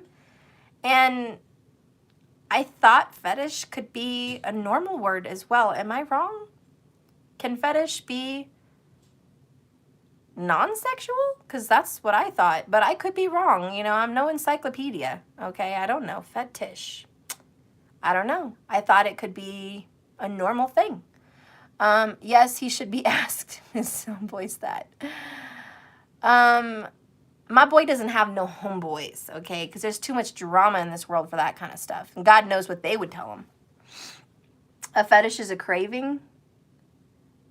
Y'all, okay, thank you for making it sound normal, because now I feel like a bad mom. Oh, gosh. Okay. I don't let my boy run wild like that at all. He doesn't roll. He ain't no rolling with the homies. Rolling with the homies. I'm too much of a fucking protective psycho mom for that. Maybe that's bad, but I'm a Sag. I don't put up with no BS. You know? I just don't. You know, I don't know what to say about that. I want to be his friend. I'm selfish. Anyways. So let's move on here.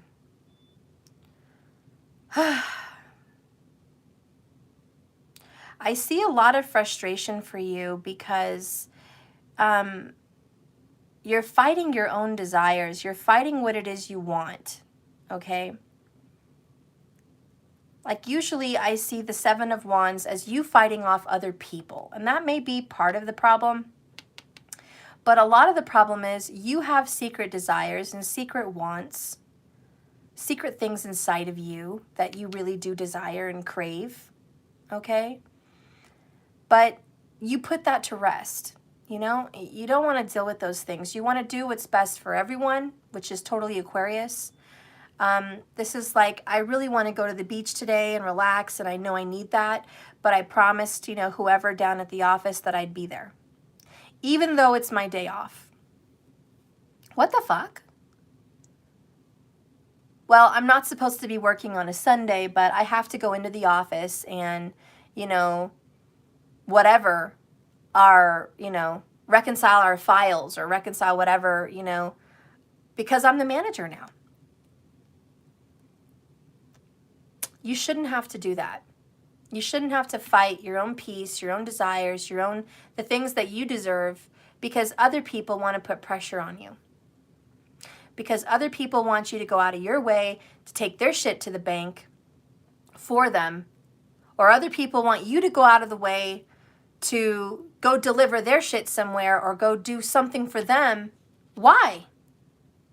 They're taking advantage of your altruism, Aquarius. They're taking advantage of the fact that you want to help people. That's not right. And you deserve your days off. You deserve your indulgence. You deserve to have what it is you want. And someone or people in general put pressure on you. But here's the deal. It's up to you. You don't have to do it. But there's some part of you that's like, I have to do it, Steph, against my will. I don't want to hire this person, but I kind of have to. It's an obligation. There's Saturn. Do you see? There's Saturn fucking with you guys. Your ruling planet saying you don't want to, but you have to. It's an obligation. I don't want to have to deal with this person's recovery. I don't want to have to deal with this person's healing, but I fucking have to. No, you don't. Why are you lying to yourself? Seriously, I'm here. I'm reading your story here. Why are you lying to yourself? Why? Stop. Okay? You don't have to, actually. Okay? You owe them nothing. You are being a little scaredy puss, okay? Because you don't want to deal with the confrontation that will arise when you tell them how you really feel. And there is somebody out there watching, and it may be a collective, you really want someone to propose to you. And if you actually tell them you want marriage and commitment, you think you're going to lose the relationship. There's somebody out there that's been dating for a while or whatever, casual, living together. I don't fucking know, man. I don't know. But I do know this. You really want to put the pressure on that ring. You really do want to put the pressure on marriage and commitment because you want to buy a home or you want to start a family. And you don't want to do that with this person until they can give you that commitment. And you're waiting and you've been waiting and you're like, this is bullshit. I just have to keep going to dinner. I have to keep going out with our friends. I have to keep showing up to work every day. I have to keep cooking dinner, playing house, playing wifey, or playing hubby without the commitment. I have to keep putting into this relationship, and what am I going to get out of it? Where's the commitment? If I'm committing myself to you, why can you not commit yourself to me? Are you testing me out? Am I a taste tester? Are you just seeing how long this is going to last till the wheels fall off? Because you don't deserve to be used. You don't deserve to be used and have your youth stolen from you. You don't deserve the thief to take your youth and drop it like it's hot when you get old and go for the next younger one. You don't deserve that. Because that's what's going to happen. You're going to waste years.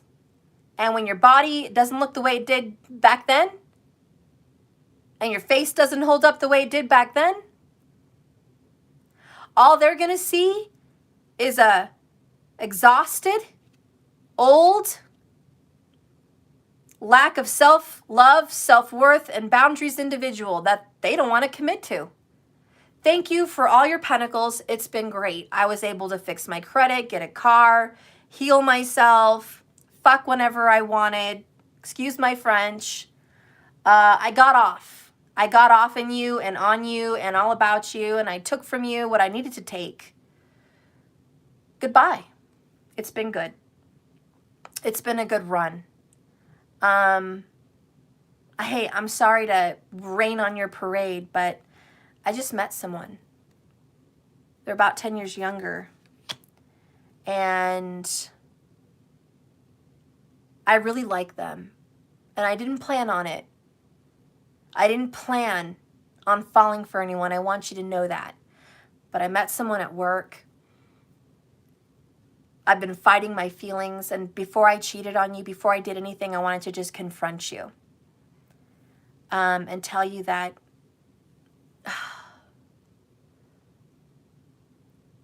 this isn't going to work. And there's the betrayal. And who are you going to blame? This terrible person that clearly deserved an ass whooping. And if I were there, I would have whooped their ass. But you never did.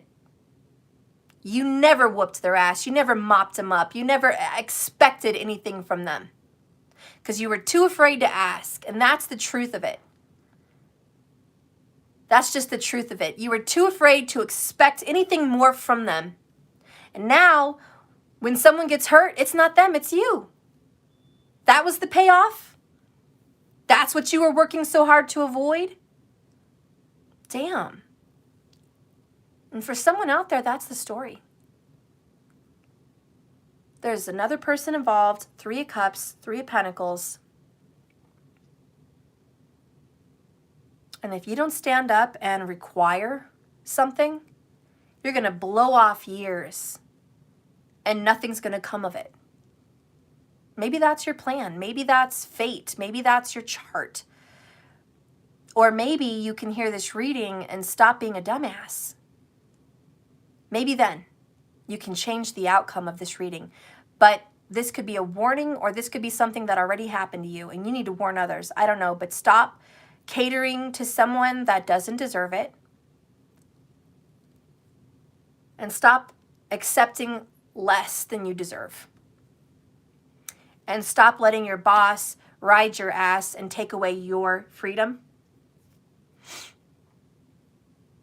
Stop doing other people's job for them because you're better at it. It's not your fucking job.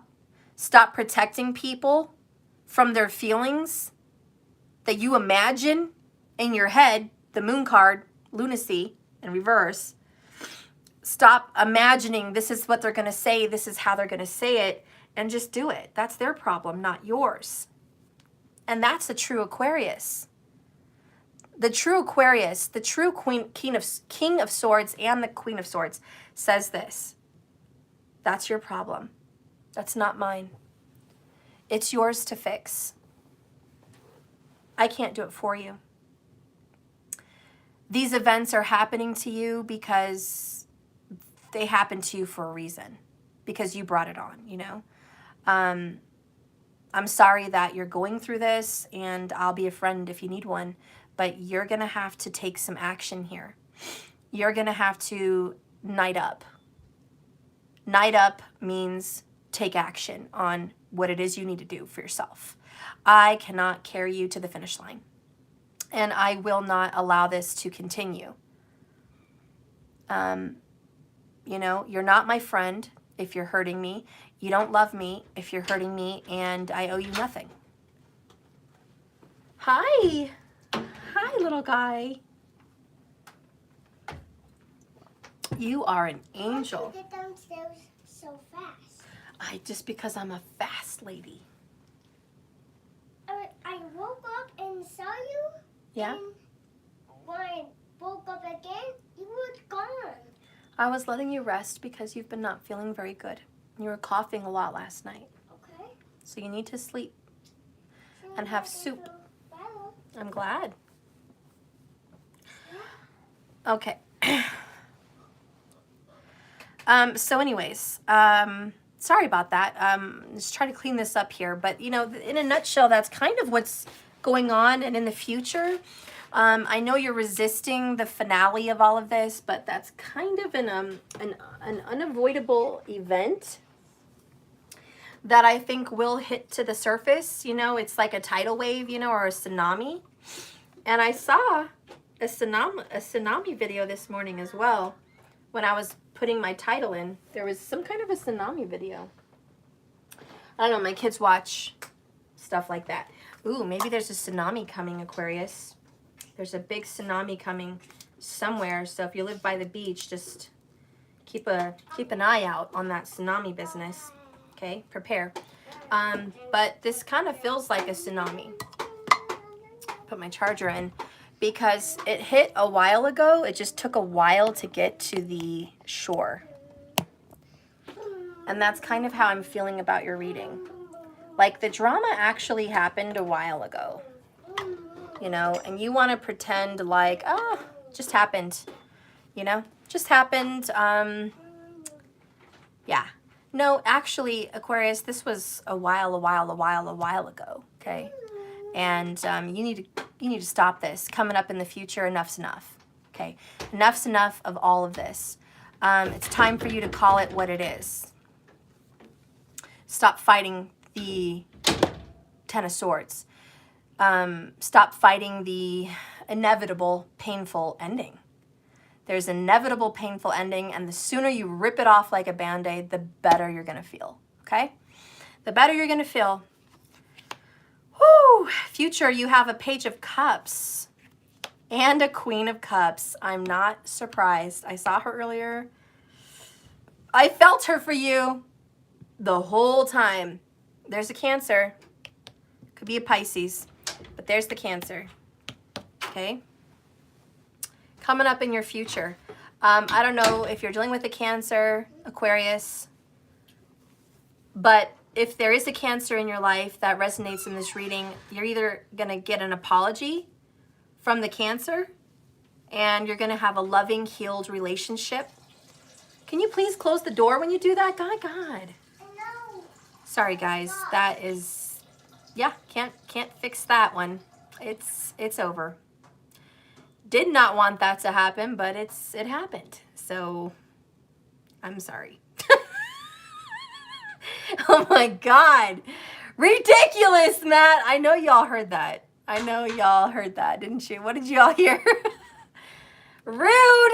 Where's Matthew? He's peeing in the bathroom. Okay? And everyone just heard it. Oh no. Yeah. You boys are really on my nerves today.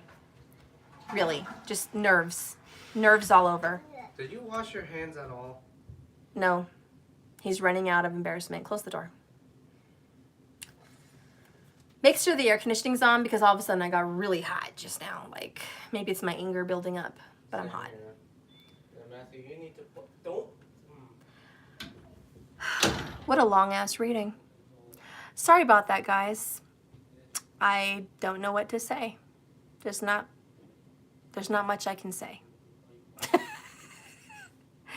I feel like Vince Vaughn on Couples Retreat. His son goes over to the fake toilet in the showroom and poops, and he's like, I'm sorry. There's really nothing more for me to say. Just complete embarrassment. What? What temperature do you want it at? 69. Alright. Because I'm dying here. Okay, there's not much for me to say. Anyways, I'm going to move forward. There is a loving offer coming for you. It does lead to love. There is a very warm relationship with a water sign at the very least. So Cancer number 1 with the Queen of Cups, but it could also be a Scorpio or a Pisces. It was already 69 cold. Okay, well, I don't know why I'm burning up. I hope the air conditioning didn't freeze. Yeah. I have a theory. Okay, I need to focus and finish my work. Okay, so anyways, love is coming towards you, and it is in the future. You are going to have a lot of healing. You are going to be in control of your emotions once this negative situation is over. I think you've been just avoiding telling them no, or avoiding telling them that you're going to hire someone else, avoiding telling them they need to get on their shit, avoiding telling this person you can't put up with this shit anymore, that they need to, get on the pot or get off. And this is something you've been fighting. But when, and in the future it will end, when the freaking Cold War is finally over in your emotional freaking frozen land, like Antarctica, you don't even want to deal with them. Whenever you deal with your emotions and you can actually release the valve here, let some of that pressure out, let some of that gas out, let some of this Hoover Dam flow, everything's going to be chugging all along down the stream, okay? Just chugging along down the stream. But this needs to happen. Release the valve, call it what it is. Woo-saw, woo-saw. So you are going to be having a very good moment when this is over. So I don't know why you're worried. I don't know why you're sitting in anxiety about all of this. You really have good things coming up for you once it's done. I think you're making it more than it is. I think you're making the situation just much more emotional and problematic. And it's like you're making a mountain out of a molehill. Like there's a tiny little molehill, and instead of it just being a small problem, Aquarius, you blew this fucking shit up. Like it's so blown up, it's Pikes Peak. It's freaking Mount Everest. And for my mom too, like if she's tripping on us about stuff, I'm like, Mom, you're making a molehill into a mountain. You're freaking going crazy over what? Like we've got this shit handled. You're obsessing about time? Is that it? This could be an obsession about time. Tick, tick, tick, tick, tick. It's going to drive you fucking nuts. My mom could be losing her shit. And I'm like, no wonder you need to get out of this house. Go, leave, bye, go on vacation. I'm not trying to fight. We're doing what we need to do. We're working on it. We are taking action. We are the knights in action. You're tripping. You are straight up a tripping. Seriously. Chill out. And from my grandma, like, you are tripping over some ideal that, you know, her son is going to resent her and be angry and cause big fights because she's going to hire someone to do some work. He doesn't give a shit. He didn't give a shit 10 years ago when you asked him to do it. He doesn't give a shit now. He's a piece of shit. I don't know what else to say. Sorry. But he'll still love you. It's still going to be what it's always been. It's going to be the relationship it's always been. But the good news is your house is going to look better and you're going to enjoy it. Okay? So don't worry about it. You're making a molehill into a fucking mountain, worrying to death that it's going to blow up. But it's not. You're putting too much pressure on yourself. And for anyone dealing with hiring and firing, it's like you're really over worrying about it. Fill the position, move on. It's not that serious. You don't have to make magic happen here. Okay? This is not save the world. You better freaking, put the bomb in the middle of the asteroid before it hits the earth. You better hire the right person. Like, you're taking it way too serious. It's a business. Okay? Not space. Not world-saving control. You know what I'm saying? Like, I really just want to say, Aquarius, you're mentally fucking yourself right now because, and maybe emotionally fucking yourself right now, because you're taking this to a level that it doesn't need to go to. And, this under pressure, this Ten of Swords is overthinking. It's over worrying. And you're ruining your health and you're just... I feel like I'm dealing with a Virgo. That's how stressful this is. And no offense, Virgos, but y'all motherfuckers stress me the fuck out when I do readings for you. I have to put my hands on my eyes, on my head, on my temples. I have to be like, breathe. It's like, oh, makes me sick. Makes me feel sick. And you may feel sick with the Moon card in reverse, but I'm just telling you that good days are coming, but you need to let this shit go. We're going to read the Fear card and the Pleasure card and get your message. And I will carry this into the extended. For all of you saying, oh, what's the extended? In the extended, I want to get into what's going to happen when this Ten of Swords ends it. When there's an ending to all of this. What is going to start happening into your life in this near future? We're going to go a step further.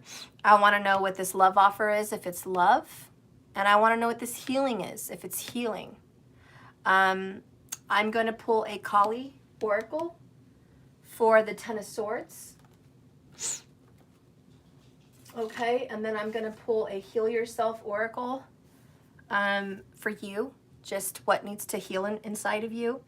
I'm going to pull a future direction energy from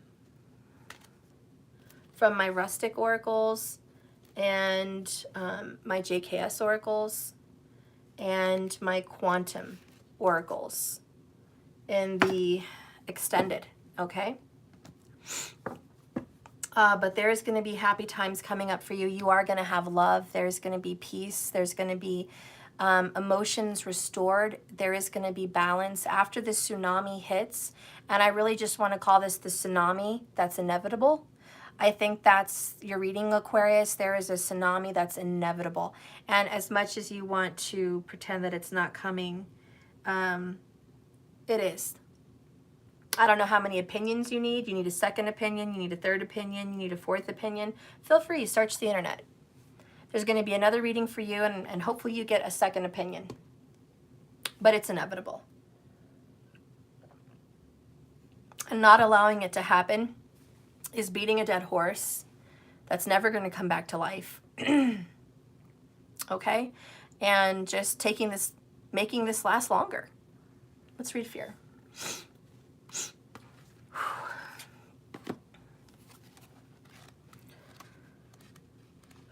What number is that?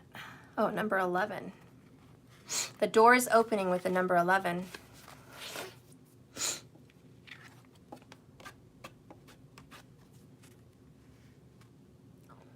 Okay, fear.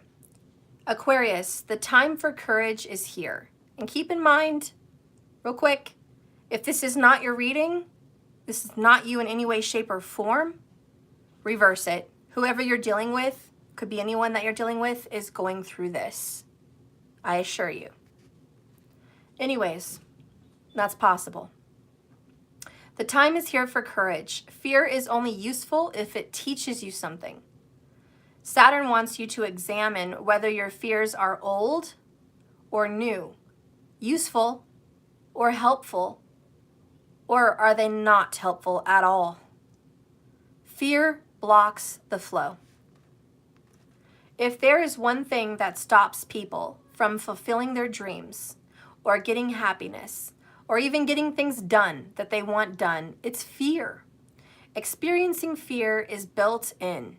It's a chemical part of the way your brain works to protect you. Emotions, such as a fear-based emotion, can cause the production of a whole raft of body chemicals that give us the best chance of coping with situations that need our attention to survive. Like adrenaline, which causes anxiety. It's like drinking 20 cups of coffee and you wonder why you have the jitters. Fear.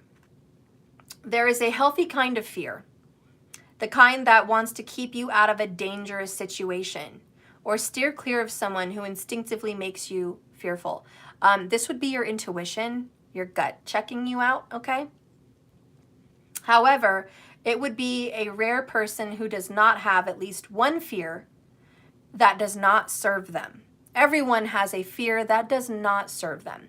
And a fear that is unrealistic or untrue, or perhaps based on some outmoded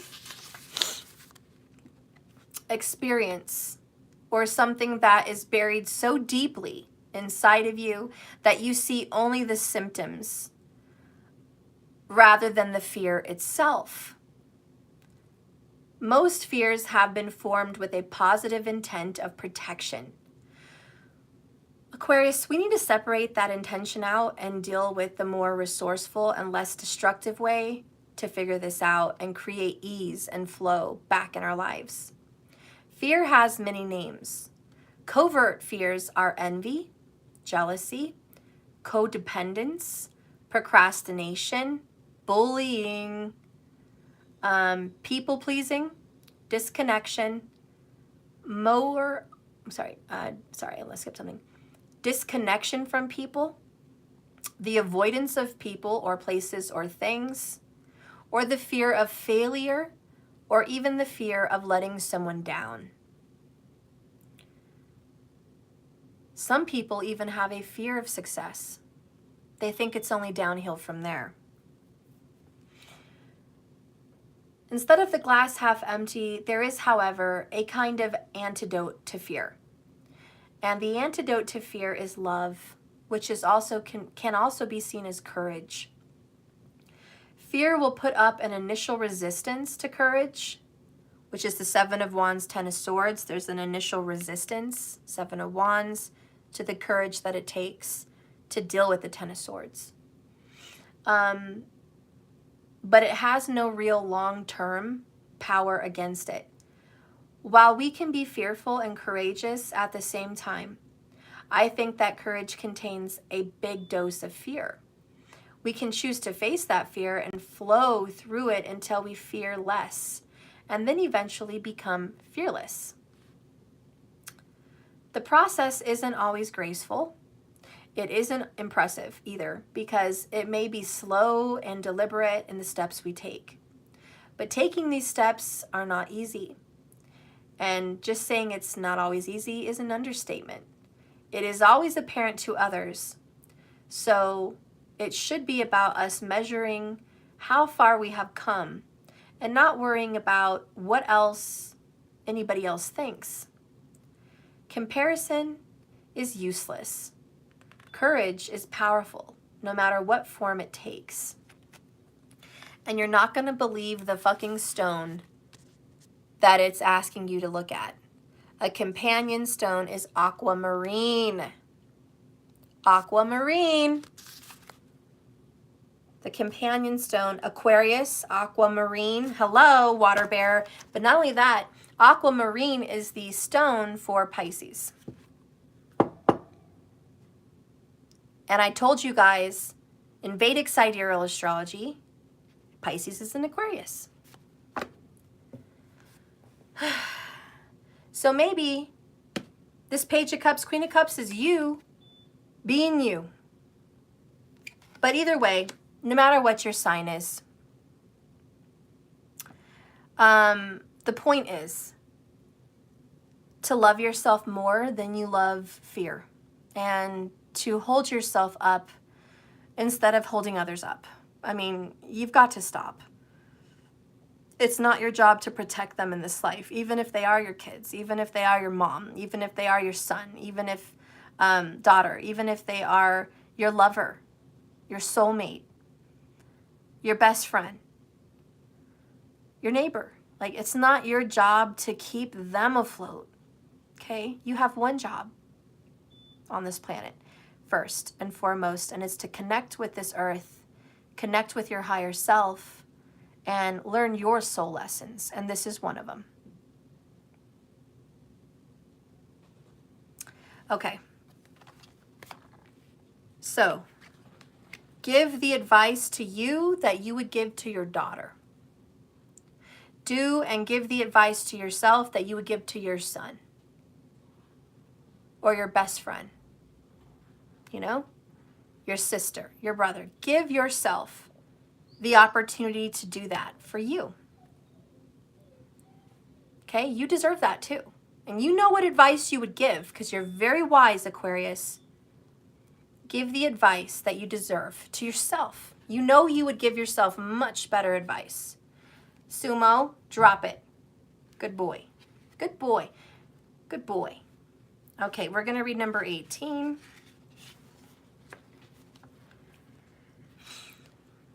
Some good news, right? Pleasure. Aquarius.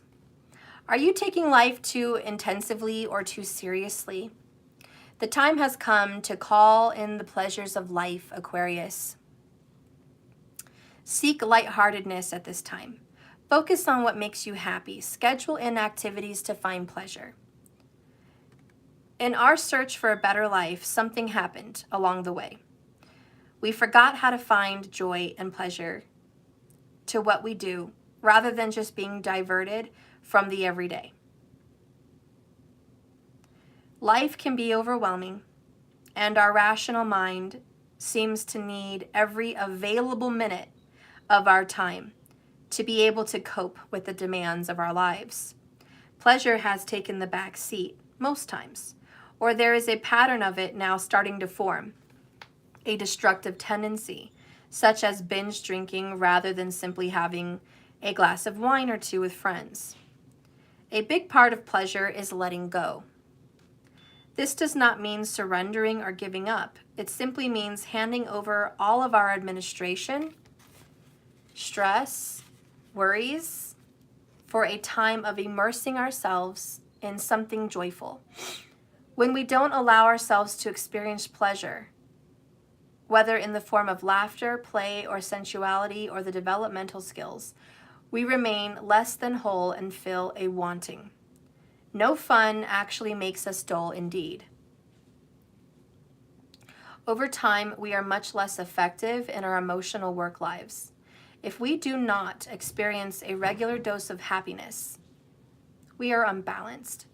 Our ancient ancestors knew the importance of pleasure in the forming of a healthy mind and a body and a spirit. There were gods and goddesses dedicated to happiness and the pleasures of life, such as the Egyptian goddess Hathor or Venus. There were temples to them, joyful places full of songs and beauty, and there were even small temples placed in their honor outside in major cities.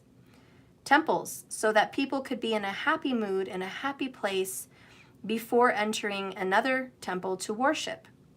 The Egyptians clearly believed that having a positive or relaxed state of mind assisted in having a positive spiritual connection.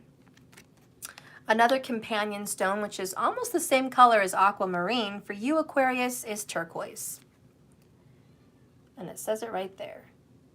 Turquoise would be very soothing and happy for you. Okay, turquoise, you are being led to turquoise. Why? Because it's mood lifting. It's mood lifting and it helps you be a little bit more joyful, okay? You deserve it. Too much pressure on yourself. You're worrying about them and you don't need to, okay? It's not your job to do that. Don't let Saturn kick you in the gut over and over about this. Just let it die, let it end, let it do what it needs to do so you can move on and be so happy. I'm going to give you one little word of advice with this beautiful deck here. I don't know what it's called. I forgot. But I'm going to pull one of these for you. And you know what? I'm going to spoil you. I was going to save it for the extended. But I feel like everybody watching needs to hear it. So I don't want to be selfish. I think everyone watching needs to hear the Heal Yourself Oracle. So you're spoiled. I was going to save this, but I'm going to pull one out for you, okay? But first, let's pull this one and let's see what Spirit wants you to do for yourself. Spirit, what do you want Aquarius to do?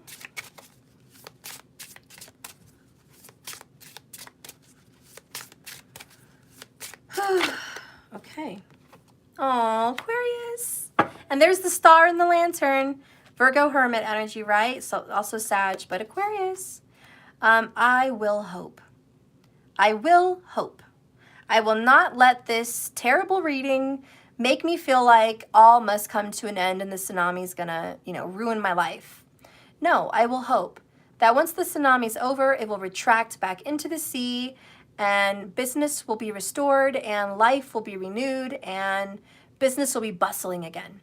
Things will be flowing again. Life will be moving again. The tsunami is not going to stay on land forever. It's going to come in and it's going to go out. There may be some destruction. There may be something left in its wake, but nothing we can't fix. And I am going to hope. Okay? So just know that when the tsunami comes, it is not the end all. It is the end of bullshit. And maybe your relationship is going to improve. Maybe once things are said and done, people will change. Apologies will be shared. Joy will be had. Rejoicement will be in store. We're going to find that out in the extended. But maybe, okay? So anyways, you will hope is the advice you've been given here for the future. Bottom of the deck, I am chosen. Stop thinking that you're not the chosen one, that you're not special, that you're not worthy, that you don't deserve things. You are chosen, you do deserve, and you're amazing. So quit lying to yourself. Okay, we're going to get the Heal Yourself Oracle, your little free bonus that should have been in the extended, but because I love you, and I think you all need to hear it, let's pull it. Spirit, what does Aquarius need to hear as far as healing themselves? What does Aquarius need to hear?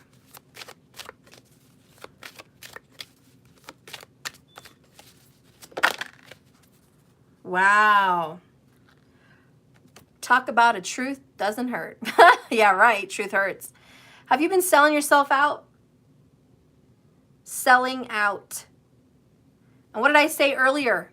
Just saying, for whoever it resonates for, this person that was hoping that they could just hold off on the engagement, hold off on the marriage proposal, hold off, not bring it up because you don't want to scare them off. Have you been selling yourself out? And at the end of the day, it's not going to happen. This is quit selling yourself out. Who do you need to tend to? Number one. But that message isn't going to be for everyone. But this is in general for all the situations of Aquarius.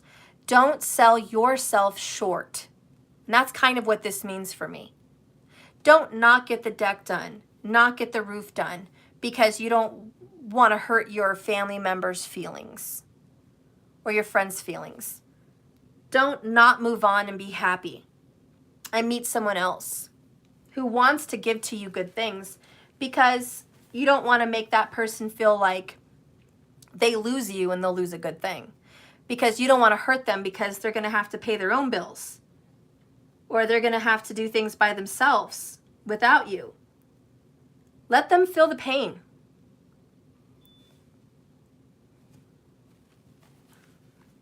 Something about Aquarius and their altruistic nature. You don't want people to feel the pain. You would rather feel the pain for them. Well, stop selling yourself short. They need to feel the burn. Let it burn. Let the whole thing burn. Let them feel it. They have to feel it. They need to feel it. That's what needs to happen so things can get moving.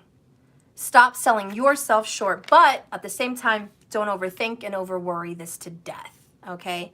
It's probably not even as bad as you think. Don't make the mountain out of the molehill, but don't sell yourself short either. Let's read this. Sell out.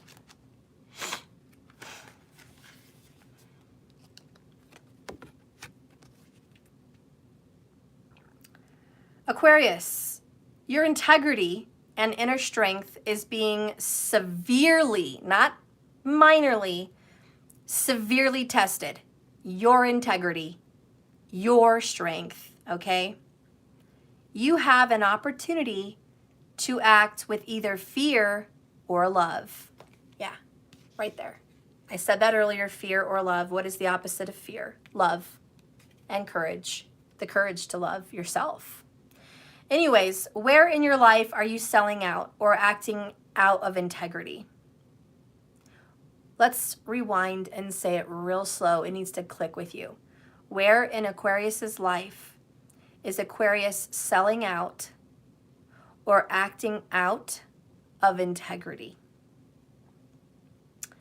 Aquarius, are you in a job you hate, a place you hate, in a relationship you hate? Are you making yourself suffer there? Are you living in a toxic environment that's making yourself sick because you're in the pursuit of financial security?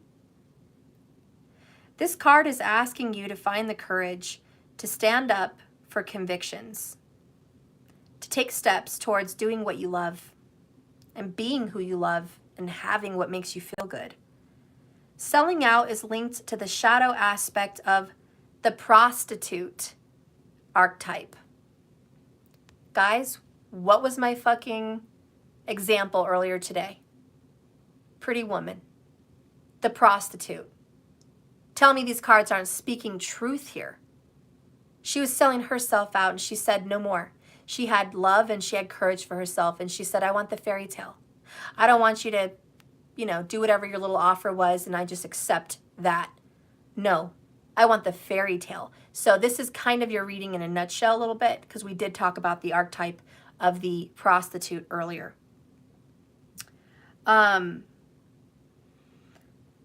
When you connect to this archetype of the prostitute, you can examine your fears around survival, the things that you're willing to give up for security, the things you're willing to sell off for some sense of satisfaction, or the things you're willing to sacrifice out of your own heart and body to make somebody else feel good.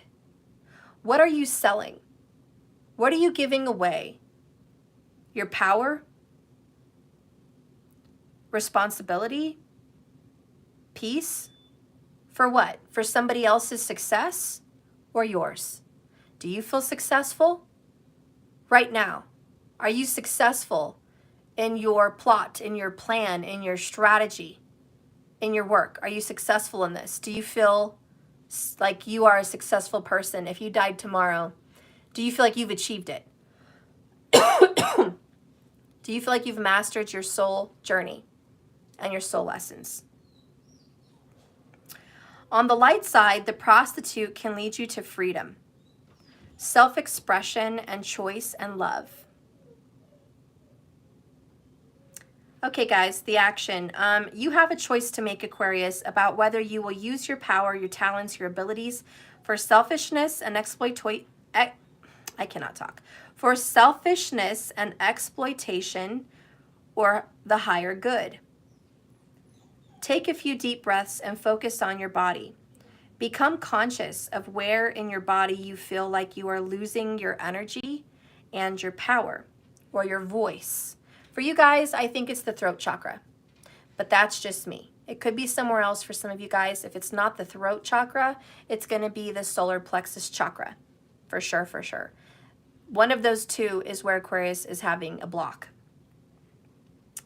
Place your hands on that part of your body. Visualize your prostitute archetype. It can look similar to this card or even a darker vision of you. This archetype is to show you where in your life you are selling out. Become aware of how this affects various areas of your life and your physical and emotional health. Ask your prostitute archetype aspect to help you regain your inner strength and make empowering decisions. Wow, it got deep there, didn't it? Just wait till we get into the extended. The good news is, I think you're going to quit. I think you're going to quit selling yourself out. Okay, so that's the good news. The other good news is you are going to focus on pleasure. You are going to go into joy. 3 cups. You are dealing with that right now. Okay, so you are doing the right thing, actually. All your choices to call your sister, to call your friend, to go on a trip, to get the hell out of there, to get some space, to get some breath, to put your mind on happier things, all of those choices were correct. You were trusting your intuition, and you were finding hope. You were looking for hope out of a toxic situation. Now that you found this reading, along your path, it's time for you to also find courage and love to put some of these things to rest. A, stop overthinking and overworrying. It's not that serious. Put an end to the pressure you put on yourself. Or B, put an end to the pressure somebody else is putting on you. It's not your responsibility. Okay? It's not your problem. Okay? It's really not. It's time for you to gain some empowerment here, however way you do it. And the good news is, ultimately, you win. Ultimately, Queen of Cups, Page of Cups, this is the good times, okay? Because after the tsunami hits, it's all going to be gravy for a while. It's going to be gravy for a while, and you deserve it because this has been hell and high water, okay, for you. Emotions all over the place. You don't want to deal with them. Fights and disagreements and walking on eggshells, holding things inside of yourself, not being happy in love, not being happy at work, being stressed and overworked for a lot of you. And just really dealing with the negative and pressurish, that's not even a word, but I made it a word, pressurish. I can't talk. Just the pressure kind of side of life is what I'm trying to say if Mercury didn't want to fuck me in the ass every 5 seconds. So when life stops fucking you in the ass, you're going to be fine. But you need to leave and stop being the prostitute archetype. Okay? You are selling yourself, your body, your youth, your health, okay, your joy. All right? You're selling it all. Is it worth it? This person or this situation? Are they worth the payment? You know, is the trade-off any good? I don't think it is based on this reading. I don't think the trade-off is any good. And I think you know that. I don't think you're stupid. I think you're very smart. But quit avoiding it, please. Quit avoiding it. All right, guys, I love you. I'm going to go. I'm going to see you in the extended. Please, if you want to follow me to the extended, please subscribe. It's $99 a month. It helps support this channel. It is an ongoing benefit for you and an ongoing benefit for me and the family. So I can keep working here. That's my main area of support. This channel gives me about this much. Okay? JKS1111.com, that supports me. That keeps me here. And if that doesn't float, this isn't floating. And then we're not swimming anymore. Okay? So please go support me on JKS1111.com. Go ahead and subscribe. Any other way you can support me would be purchasing anything I have to offer there. I've got readings. I've got all kinds of merchandise. I also have a tarot class that is pre-recorded. You can start today if you want. Start doing your tarot class. We learn about the Kabbalistic tree of life. In that tarot class, we learn about the history of the tarot, the past of the tarot. We learn about the major arcanas, upright and in reverse, and we learn about the minor arcanas. okay, upright and in reverse. So there's a lot to learn about how the tarot has a lot to do with the Kabbalic tree of life and how that affects every human being and why we all follow that tree of life in our reincarnations and incarnations and the cycle, the flow. So we see how that all works with the tarot, teaches you how to read that. Also, I do have my candle rituals. I still have a few left. I only have like 2 or 3 orders, so there's plenty.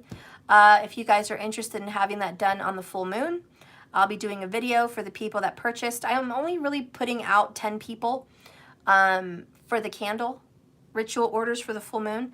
But if you want your name in there, it's 15 minutes per person. I prep the candles. I put my oils on them. And I dress them in herbs and flowers and gemstones. We set it up on a beautiful tray.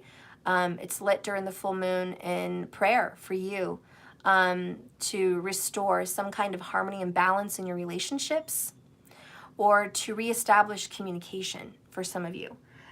So that's what I'm putting out there. And the release of pain and toxicities, you know. So that's going to be there as well. And the bringing in of abundance. Okay, so that is available. It's $20 per person if you want to do it in a group. Then I only have 2 positions available for a private candle ritual. I'll be doing my own on the full moon, so that's a separate thing. And then I only have time for 2. So 2 people that want their candle read privately without being in a group. If you want your own tray, not on a group tray. If you want your own private tray with your own gemstones, your own flowers and everything on the video, that one is, I believe, shoot, I forgot. I think it's $99. Yeah, I think so. No, it's $111. If you want that done privately for yourself, I've got 2 of those openings up on my website, jks1111.com. I'll take it down when I get the orders, if I get them. I don't know. And then I have my compatibility consultation, still available. If you guys want a consultation to learn about your soulmate, if you're already with that person or you're going to meet someone, if you're single, if you want that, I can review your chart and do a consultation on love, okay? That's it. I'm not going to do an overall life consultation. It's just going to be about a soulmate or a twin flame, okay? And I guess that's pretty much it. So if you guys want to go ahead and turn over there after the reading, you can, jks1111.com. And please like and subscribe to my channel if you haven't already. That's available for free. And you can put your energy into this channel so when I do readings, I pick up on you. So please subscribe so your energy comes into the collective as one of the ones that are really part of the soul tribe here. So go ahead and do that. Remember, this love is a journey and this life is a journey, big soul journey, full of lessons. So just keep swimming. Okay, it's an ocean of lessons. Just keep swimming. Get through it. Okay, guys, I love you so much. Take each day in stride. Thank you for being here. Be blessed, be protected, and most of all, be healed. I hope this reading did something for you. Thank you for watching. Thank you, subscribers. Oh, thank you so much for the $5, Bella. I appreciate you. Thank you so much. Thank you, Patrice. Oh, yeah, I said I was going to pull a card for you, didn't I? You were having a hard day. So thank you all for being here. I appreciate you, and I'll see you on the other side in the extended. I hope at least one of you leaves this reading and goes over and gets involved in the extendeds so you guys can start to see the rest of the story, because I think it has a value. I think it does give you hope and healing. Hope and healing always happens in the extendeds. And if you're craving hope and healing, you need to go there. All right, I love you guys. Thank you so much. All right, so Patrice, I'm going to pull a card for you, girl. What is the advice from Spirit for Patrice Bodell? What is the advice from Spirit for Patrice? She's having a really hard day. What advice do you have for her? What does she need to focus on? Patrice Bodell, please use these cards to guide and direct me. So we have Libra energy, the Justice card, and we have 8 of Cups. Patrice, did a Libra walk out on you? Or did you walk out on them? Could be Scorpio, but Scorpio, Libra, Cusper energy here. Scorpio, Tropical, Libra, Vedic, possibly. Or maybe it's just the both of you. But Patrice, there is a walking out here, which feels like it needed to happen, but it's still very, very painful. Walking away for self-love is needed at this time. And unfortunately, the situation has met a part in its story that requires a single journey, okay? Something you have to do alone. And it's just something that you can't take anyone else on this journey with. This is just a part of the lonesome journey for you. It's a time of isolation. It's a time where you need great courage and great strength. It's the right thing to do. Somebody made the right decision. It needed to happen. It was always there. The truth was always there, but the action needed to be taken. If it's not an actual physical separation, it could be an emotional withdrawal. Somebody has emotionally withdrawn from you, or you've emotionally withdrawn yourself from them. And it's a time to see things clearly, to see the truth and have your eyes truly opened, and Spirit wants you to acknowledge that. Oh, look, and it says courage. Spirit says, yes, this is going to take courage. The archetype of the number 8 is Strength card, Leo. Could be with a Leo as well. We have courage here, which is very Leo. Look at his red hair. You're going to need all the courage you can get to face this journey alone. There's the lantern. You're going to have to follow your hope, your trust, your intuition, and your faith. And there's going to be fears and demons and anxieties and karmics and karmas chasing you in the dark, which feels like you're in the dark. And here you are struggling alone to get away and heal. But there's so many things popping up all around you, making you feel scared and fearful. I think the reason you were drawn to the Aquarius reading today is because fear. And this reading, even though it doesn't resonate with your sign, the message for you was to face your fear. The message for you was to allow this tidal wave. 8 of Cups is an emotional, watery wave, okay, that has to hit you. Allow the tidal wave to come in and know that it's not going to destroy you. It's not going to make you powerless. This ending is not going to bring you down. You're going to get through this, and all these other things are just fears trying to scare you. Let's read number 30. The message, Patrice, is, courage requires you to go fearlessly and stride ahead despite the challenges you're experiencing.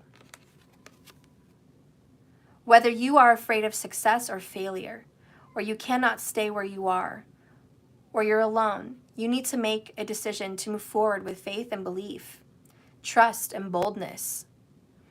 Give it your all, no matter the outcome. Despite what you've been telling yourself, you are ready for a new adventure and another chance to prove that you have what it takes to face life's challenges. Patrice, stop investing in limitations, lack, and dysfunction. Every blessing has a challenge, and every challenge contains a blessing. You are ready to explore both. Whilst there may be difficult moments ahead, keep positive and believe that everything happens for a reason, and everything is going to work out for your best. You are being asked to gather courage to be who you truly are and stand strong in your convictions for justice and for righteousness and for truth. And the truth of the matter is, Patrice, something has been put to rest for you that was dysfunctional and full of lies and deceit and deception and trickery and falsehood and masks. And we say death to that. And you're going to have to be brave to suit up and follow through with your convictions that you will not accept that. That's not for you. And there is going to be tough times ahead, and maybe you're in a tough time right now, but you've got this, and all you need is some courage. You're going to get through this, and this too shall pass. The action to take, Patrice, is in order for you to succeed in whatever you desire, you need to prepare for the challenges ahead. Let's see what your comment was. I don't have medical because of my job, and they denied help with coverage, and I might be pregnant. Okay, Patrice, well, you know, there's Medicaid. Apply, and I can guarantee you you'll be approved, and it will be covered. And if that doesn't work out, then you need to leave this job for being unjust, and you need to go find somewhere else, and there's plenty of jobs. Just know that everything happens for a reason, and sometimes something comes in our way, so we can be pushed. There was a little short video I think I posted like months ago, but it was a woman that was applying for jobs, and she really needed that job. And she applied at one job that she really wanted, and the person said, I'm sorry, I'm not going to give you the job. You know, I think you're overqualified. And she was shocked and she was hurt. Then she got a job somewhere else, and she really liked her job. She loved it. She was called into the office where the boss was, the justice. And the boss said, I'm sorry, there's been some cuts in the company, and I have to make some decisions, and you've been here the least amount of time, and I have to let you go. And she was like, no, please, I need this job. You know, the mentality of lack, the mentality of not enough, the mentality of I need this job. So she didn't want to leave that job. And nothing else was in front of her. There was no other job opportunities. There was no other anything. There was nothing that was in her face. She needed courage to go out there and find it by herself and go in search. She couldn't wait around and expect it to come to her. She had to get up courageously and go look. And Spirit led her in the right direction. So because she got turned down and fired over there, she found another opportunity that allowed her to be a photographer for a big magazine company. And she was very successful. And then when she was leaving, she went to the elevator, and the old boss came out of the elevator. Somehow they crossed paths. And the lady was like, oh, I didn't know you were working here. Wow, you're doing the photos. And she's like, yeah. And instead of, you know, saying anything bad, like, I can't believe you let me go, you should be sorry, look at how well I'm doing now, she looked to that old boss and she goes, hey, I just want to tell you something. Thank you. You know?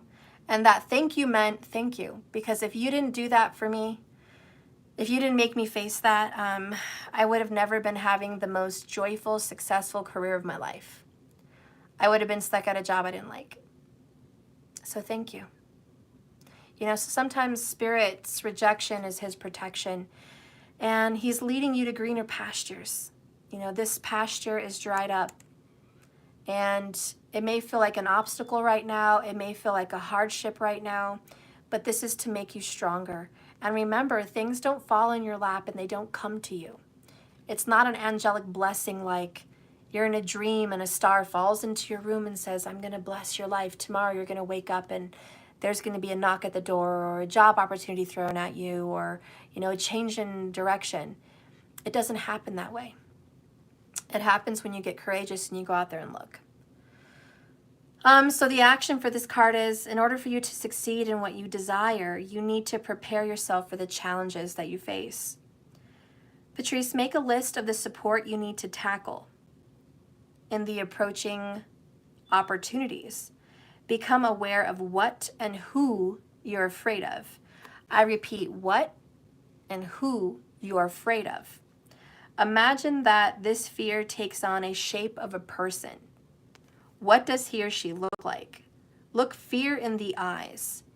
Tell it that you are willing to learn and master the lesson, but you are not willing to be a slave to it. Imagine loving your fear and taking steps forward. And I think that's an important message, Patrice. Telling your fear that you are willing to face it and learn from it, but you are not willing to be a slave. It's like saying, I'm willing to go into this fear, but I'm not going to live here. I'm willing to tackle the fear and deal with it, but you better not be here next week, you know? And so that's it, I guess. Okay, I hope that helped you. I hope it helped you. All right, well, guys, I'm going to take a break before I do the extended, but then I'm going to go ahead and do the collective extended. If you guys are interested in anything I have and you want a reading for yourself, please go to jks1111.com. Oh, I forgot. I also have the 100 Club. It still has like 3 spots left. If anybody wants to do the 100 Club, I'll be doing some 100 Club questions probably on Monday. So if you want to be a part of the 100 Club and catch up on your own video with the 100 Clubbers, where you get to ask specific questions, it's $100 and it's 10 questions. You get to answer 1 to 2 at a time. A few of my 100 Clubbers are on their last question, so they're gonna time out. So that's where some positions are opening up. I only have a few more positions available, but I have them available. So if you're a 100 Clubber and you want to get on the list, now is your time. Like I said, I have like 4 or 5 people that are on number 9, question number 9, or the last question, number 10. So there's a few people that are ready to hit that limit. And if you guys want to get back on the list, I think Transformation Queen, I think, who else was on there? Well, Patrice, I think you were on there, but you're not at your end. God, I have to get the list. I kept you guys score. I kept score. Well, anyways, a tally. If you guys want to be on the list, you can go there. Yeah, but Angela, you still have questions. I think so. I think you're like at 7, but yeah, you still have questions. So if any of you guys want to get back on the list, if you feel like you're on your last or whatever, you guys can go ahead and get on that list again so you can have 10 more questions. I don't do 10 questions at once. I do it 1 to 2 at a time. Otherwise, the readings would be too long, okay? And it can't be a question with 3 questions in the question, okay? Like, where will I be at in 2 years? How long will this person love me? Are they coming back to me? And how do they feel about me? That's not one question, okay? 1 question, make it good, or 2, okay? And usually my questions are $22 per question when I do answer questions publicly on lives. But the 100 Club, it's more than 50% off. So coming down to $10 a question is a lot less than $22 per question. So yeah, it's cheaper in the long run. It just costs more money up front. But the good news is you can ask your questions whenever you want. So, you know, there's a few times a month, I'm going to be offering 100 Club questions. And you can jump in and ask them, or you can wait for like 6 months, you know, until you really need some questions answered. You don't have to use them every time I come on. Every time I have a 100 Club video doesn't mean, oh, we got to ask questions, it's the 100 Club. You can wait till you really feel like you need help with something. If everything in your life is kind of smooth right now, or you've got clarity, don't worry about asking a question. You don't have to. So the 100 Club is pretty infinite. It can last you up to a year or more if that's what you want to do. You want to push it out, it can last. So it's a good investment in yourself to get clarity and answers when needed. It's a lot cheaper in the long run. So go ahead and do it. It's at jks1111.com if you're interested. And that's it, guys. I love you. Thank you so much for watching my reading. Have a wonderful, beautiful day. Be blessed, be healed, and be protected. Most of all, have healing and have clarity. Thank you for watching, guys. Just keep swimming. I'll see you tomorrow. Bye, loves. Bye. Oh, thank you, Dana, for the $5. I love you too, girl. Thank you so much. Thank you, Markers. You guys are awesome. Markers, you're just so wonderful. Everyone give a big thank you to Markers. He always is the shit. Time stamping and just supporting and just being there. Little watchful shepherd of our flock. Very thankful for him. Bye, Asadasman. Oh, he says, love and blessings and prayers from Bangladesh. Oh my gosh, thank you. Thank you for watching. All right, bye, Angela. Bye, guys. See you later.